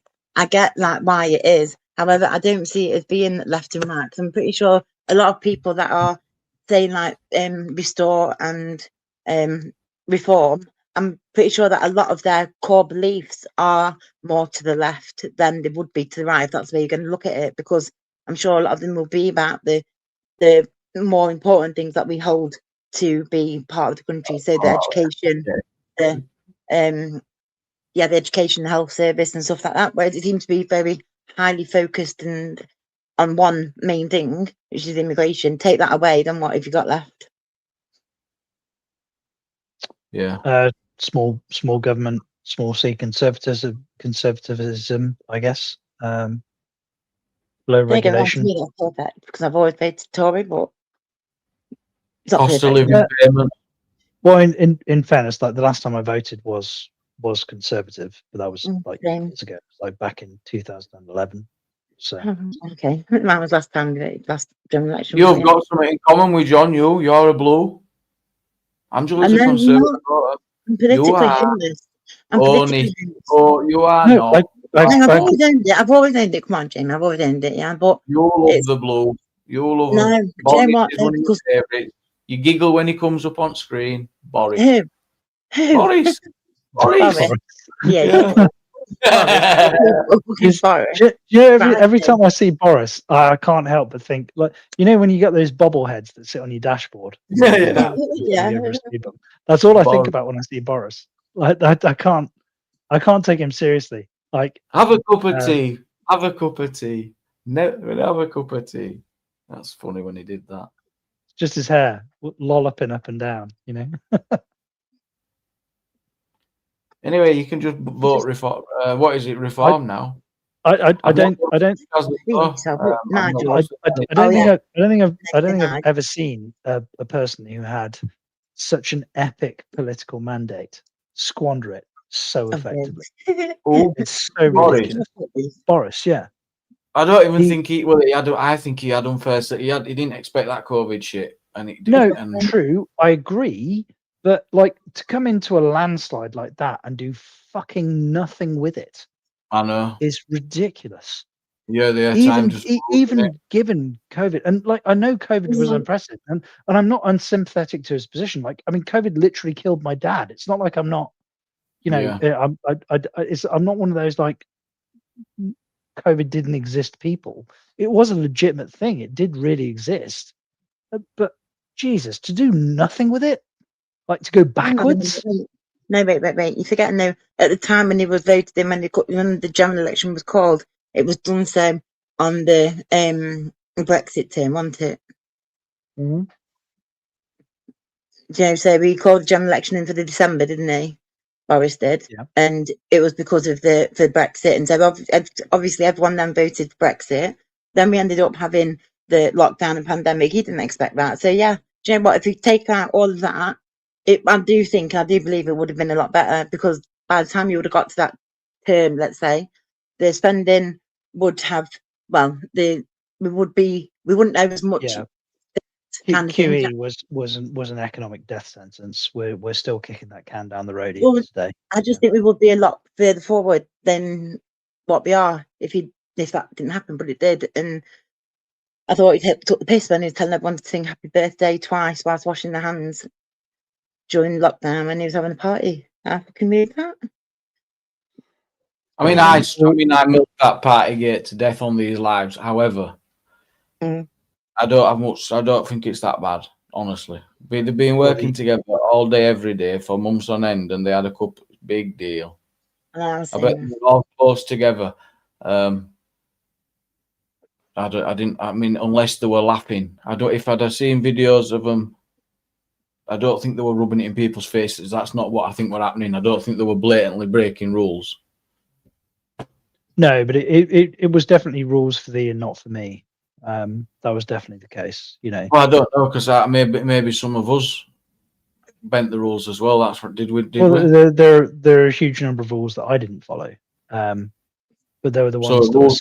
So you were one of the not. You were one that were not. Well, no, there were some the rules that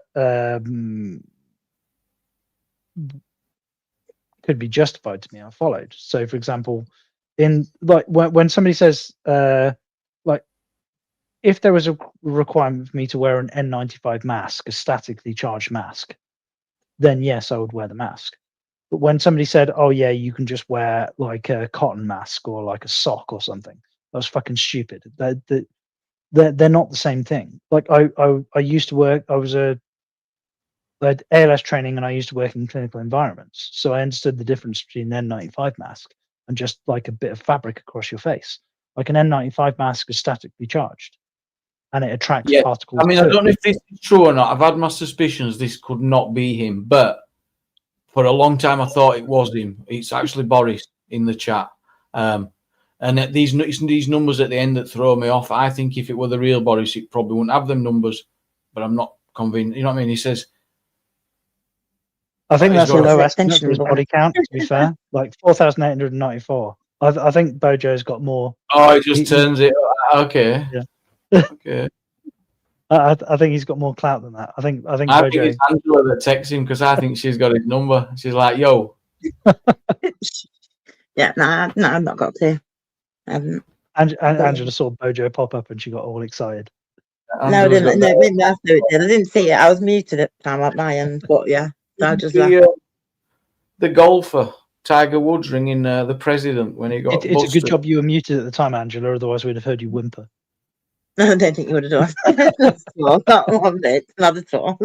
Definitely not. Oh God, crikey, no. Definitely. There's a video on my channel where he's got it, just him just getting caught on that stupid zip line, you know, and just he was such a clown, isn't he? Do you know what I mean? He's such a moron. You know what I mean? It's like, and then he's playing like rugby or something, football, isn't he? With like young kids, and he goes and tackles and takes them out completely. Yeah. It's like, Do you know what? I sort of Oh, quite liked it though. There's this sort of like the self-deprecating sense of humor. Like I kind of quite liked it. You know, he spoke some good words, didn't he? Sometimes, and he was like, he just knew how to put people in a place, and it was quite funny. But yeah, no, he's a clown, complete. there's some of the stuff that he said, like the like. This is true. Sometimes again, you just can't believe that he said it. Like, despite the fact that I agree with it, like. It's the whole, like, you know, when he said like the whole thing about the letterboxes, they just look like letterboxes. I was like, yeah, but I liked that. I was like, yes, this is not part of our fucking culture. This bloody isn't us. racist. Bloody racist. It's always been to Call me. it racist. It was insane. Like, at no point did he mention a race. He just went, "We don't do this. We see people's faces. That's how we interact with them." No, because in Derby, yeah, I'm not lying. Yeah, in Derby, people have always worn different attire, clothing, whatever you want to call it, and that has always been at my school when I was younger. What do you mean by always? Always since like I was at secondary school. So, and I'm old, right? So I'm saying to Jamie, you're not old. I didn't mean like that. But what? Yes, Calling me old. Me old. No. Yeah. If you don't mind me asking, can you? Like, so I'm 42. I left school in '96. Whoa! Don't tell people the year you were born and shit. I didn't. I left school in '96. Huh? Like what year I went in army, I think. Was it? Well, all I was going to ask for was like a decade. I was looking to benchmark you. No, sorry. No, I don't mind. I don't. It's all there, anyway. It's what it is, and me. And when Jamie learned like languages, it was French, German, or Urdu. What? Yeah, we couldn't do Urdu at school. It was German or French or Spanish, I think. We had French, German, and Spanish. Yeah. No, Spanish, not a chance. We had French, German, or Urdu. Honestly, I did French and German. So I wish I'd done. I attended a few German classes. Mein Deutsch ist nicht so gut. And Deutsch my German isn't very good. Or if you're talking to a German person, my Deutsch is scheiße, which is my German is shit. My German's not too bad, and I can understand Russian slightly. Just playing on VR and listening to people. Dad's done an hairdo. What's that? Where? No, no, never mind. I just thought we only done Latin in my school. Ali did Latin at hers. Oh, it's posh schools that do Latin. Latin's so my wife's oldest sister did Latin, and she actually said that it was easier than she thought it was going to be because it's mostly about grammar. The sentence structure is quite intuitive for like anybody who any language that is part of a Latin root. Yeah. Also, most of our words. So, like for example, like science. Like the word science in Latin is scientia, and it just means to know. So it's actually quite intuitive, according to her at least. I never did Latin, so. I think all words are amazing. Sorry. All words. What's your No, I do like favourite? words. The best word?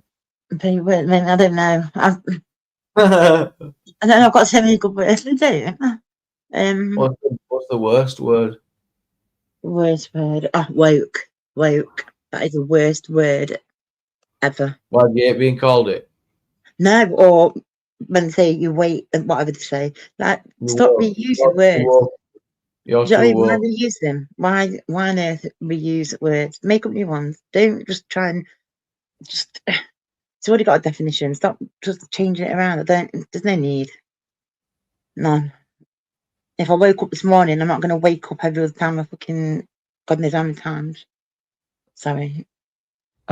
Just quickly, and I know you said not to focus too much on the chat, but DeWitt has asked me a direct question. Oh no, you focus on it as much as you want. I wasn't saying that. No, I was saying I won't get mad with them because they'll just do it more. That's what I was trying to. That's all I want. I don't get mad with them. It's not like it adds anything or takes anything away from my self-worth. That's totally independent. But you said, do you think a government should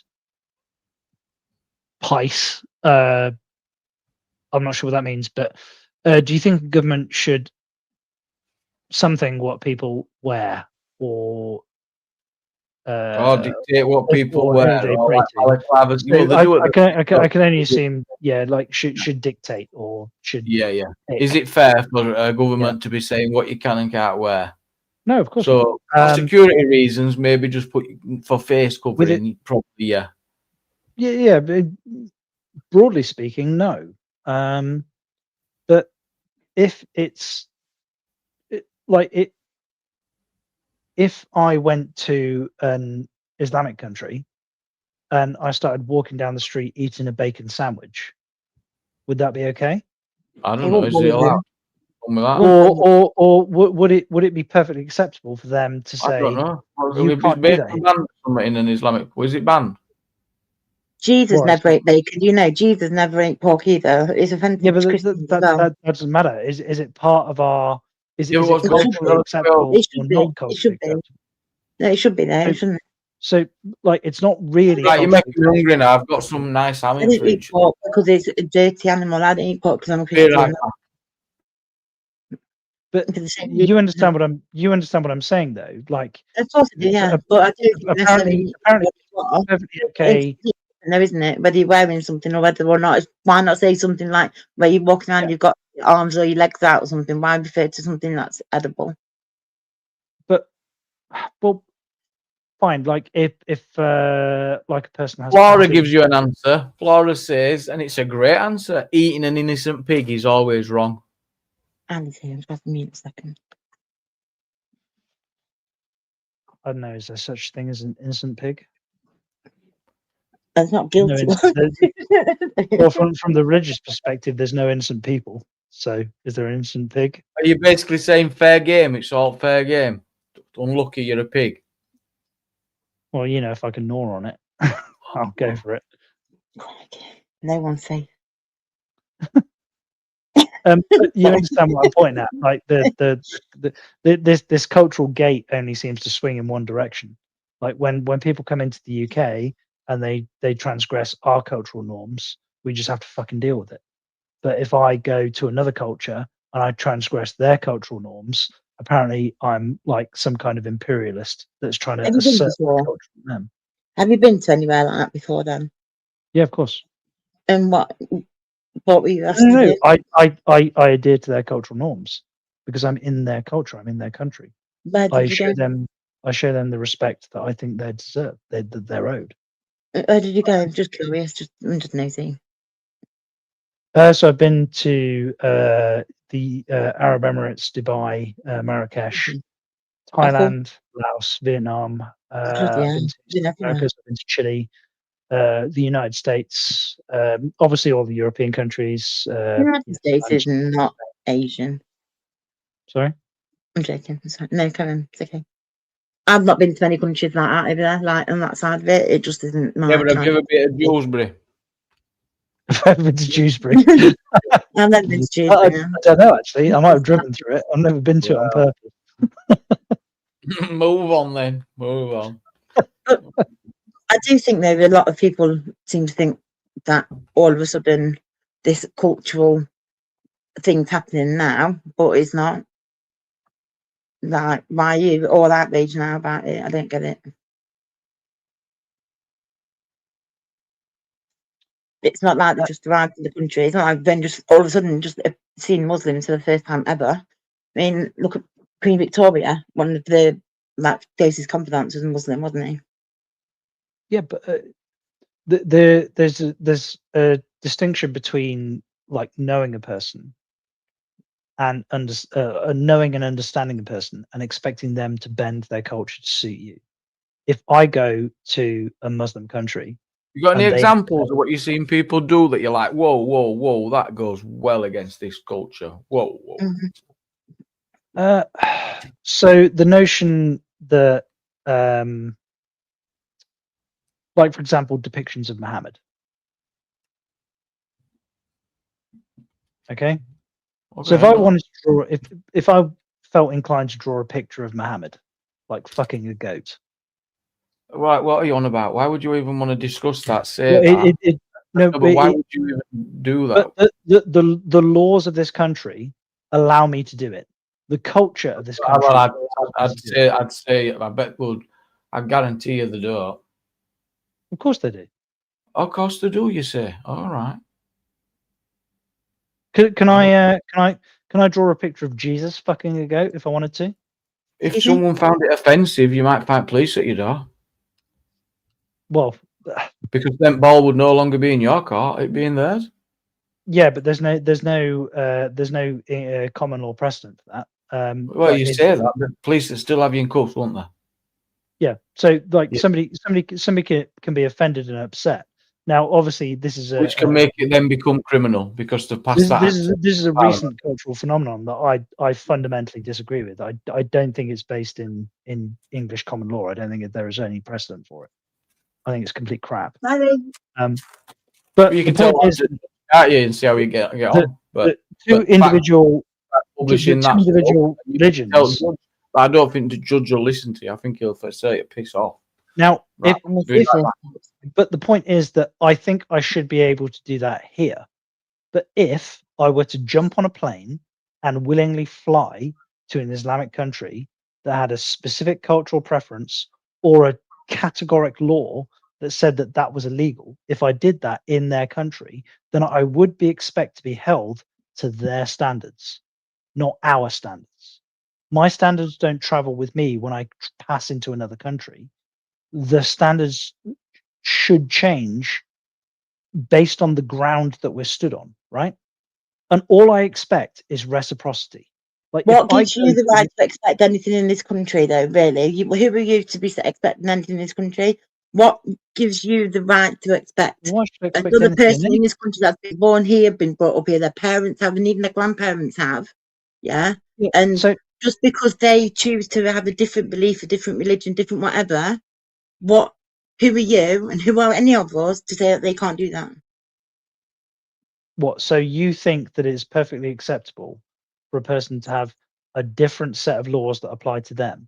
No, because you're not getting it. What laws are you talking about? Like Sharia law, yeah? Yeah. So should Sharia law is just the civil process of a legal thing, isn't it? It's not a criminal.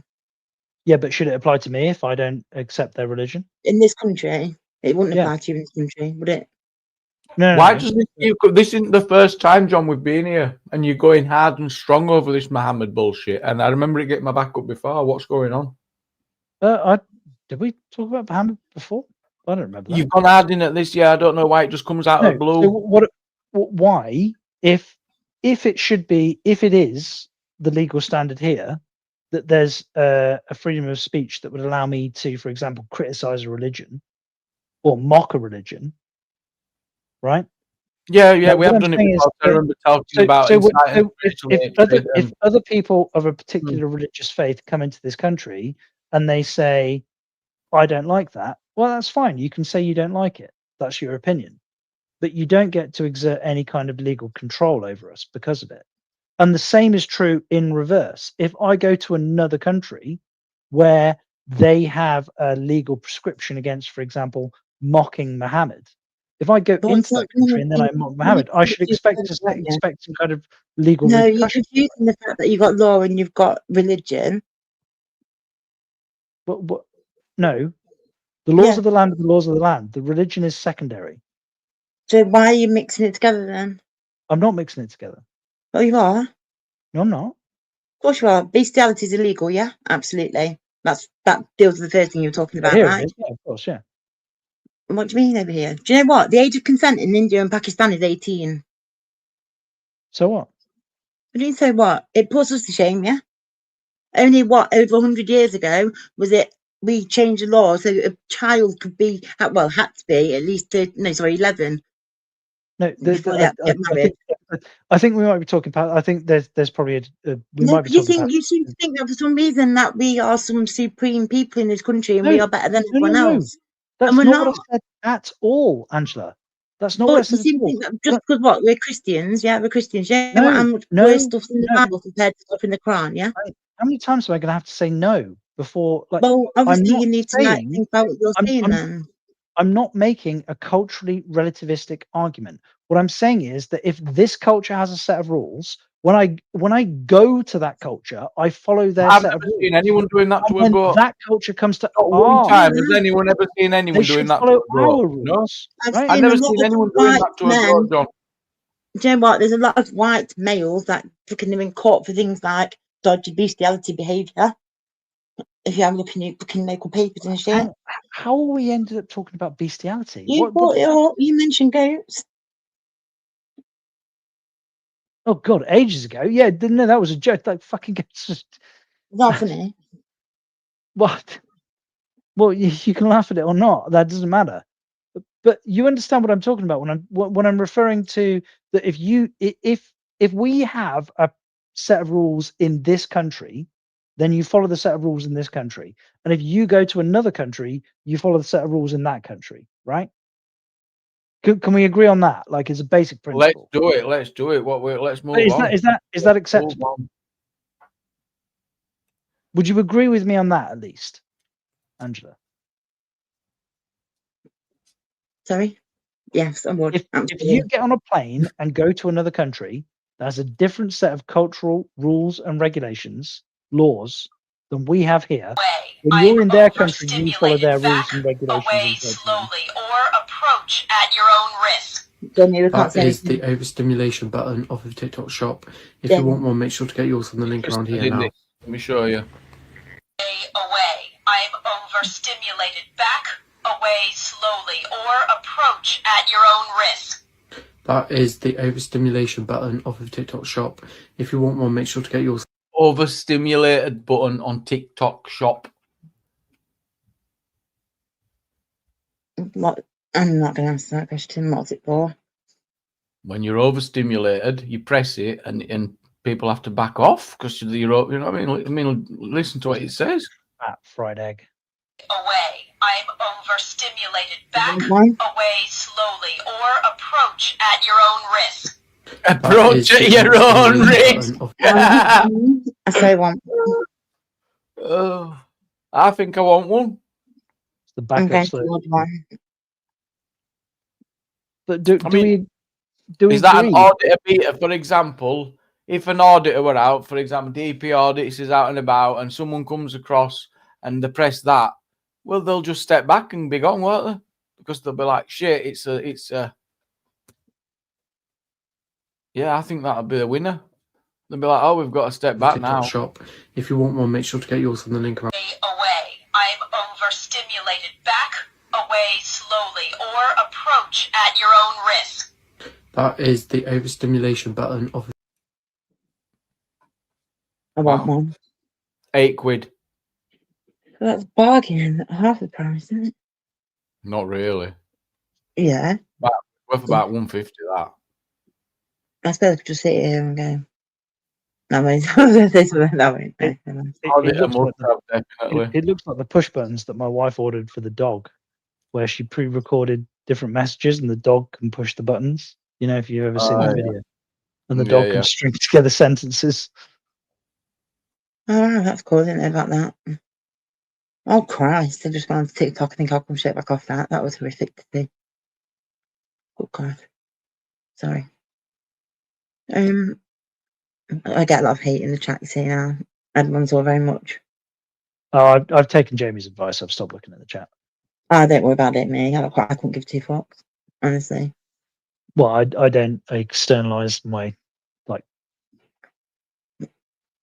value as a person to other people.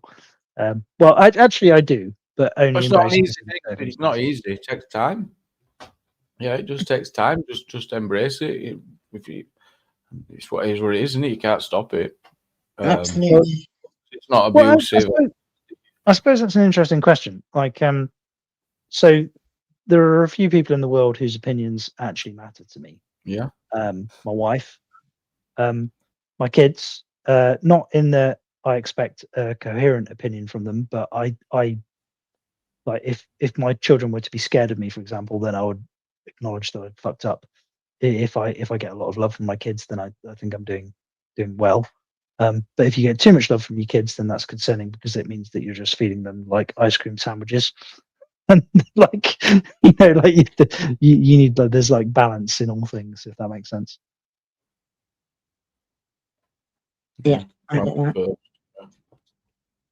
I went the hard way with that then. My daughter was spoiled. It's crazy. Yeah, it's weird. Like my son, he's 7, and he's recently been diagnosed with autism. And my daughter, I'm teaching her martial arts, like Tang Sudo and Jiu Jitsu specifically.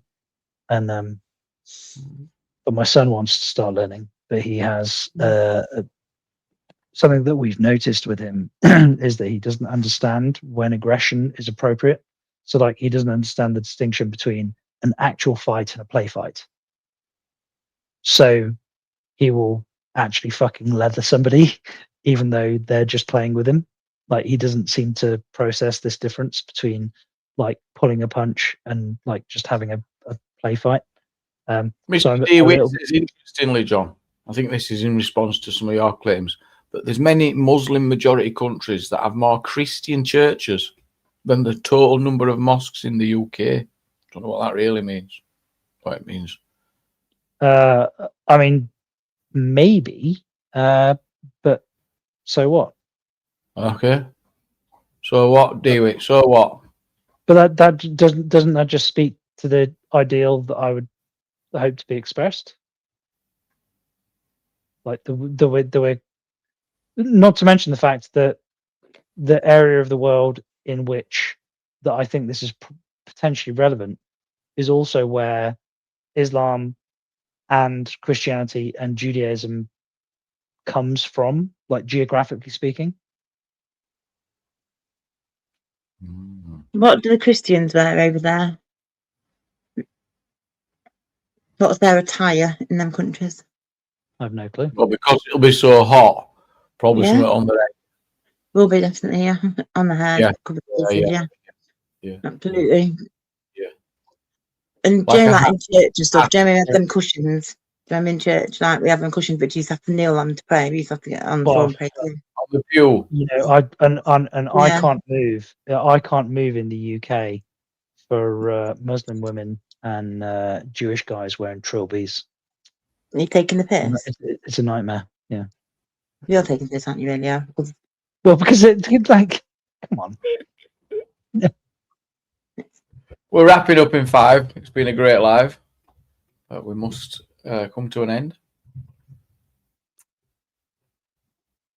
But no, I'm not going to go on that one actually, because first time I ever saw somebody of that Jewish, it's an Orthodox Jew, is that right?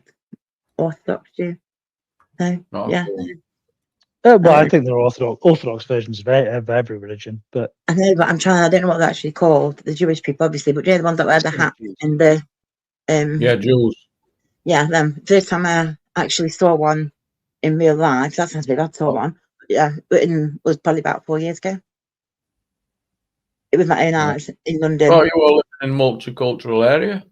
I do. I mean, that's not surprising. I mean, the number of Jewish people on the planet are tiny.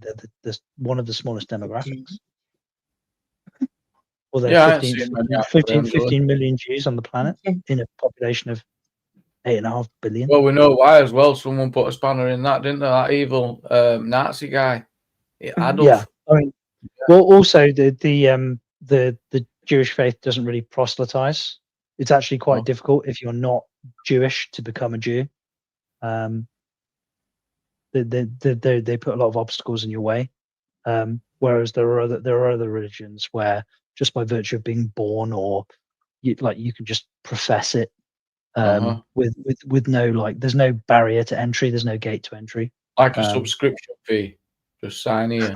Basically, yeah. Yeah. I just want to just raise one thing though, kind of, if that's okay. That, do you know, obviously in the chat forum, when people are like, having a go at me, and someone was putting about FGM. I think it's really important.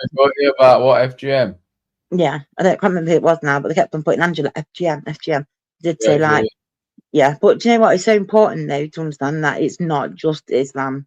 It's found in Christian communities. It's in all parts of the Catholic, Protestants, everywhere. Do you know what? So in Kenya, Nigeria, and everywhere like that. So you've got to think that by just specifically saying one area, it's you like putting blinkers on to then not opening your eyes that it could be happening elsewhere. So I just think it's important to realise that it could be happening anywhere, and it's just abhorrent. No one should be touching anyone exactly, in that's that what way. I'm saying though, but that's what I'm saying. And so it's like, but if you're just highly focused on one specific religion when it could be happening in all of them, well, it can be happening in all of them.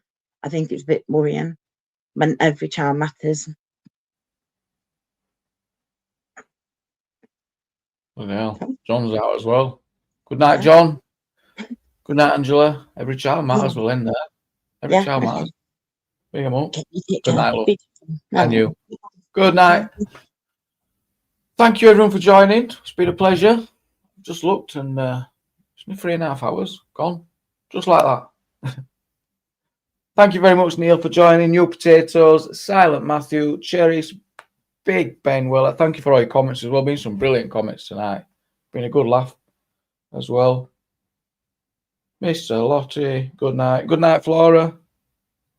Catch you on the next one, indeed. Thank you so much. Hope you've enjoyed it, and we'll catch you on the next one.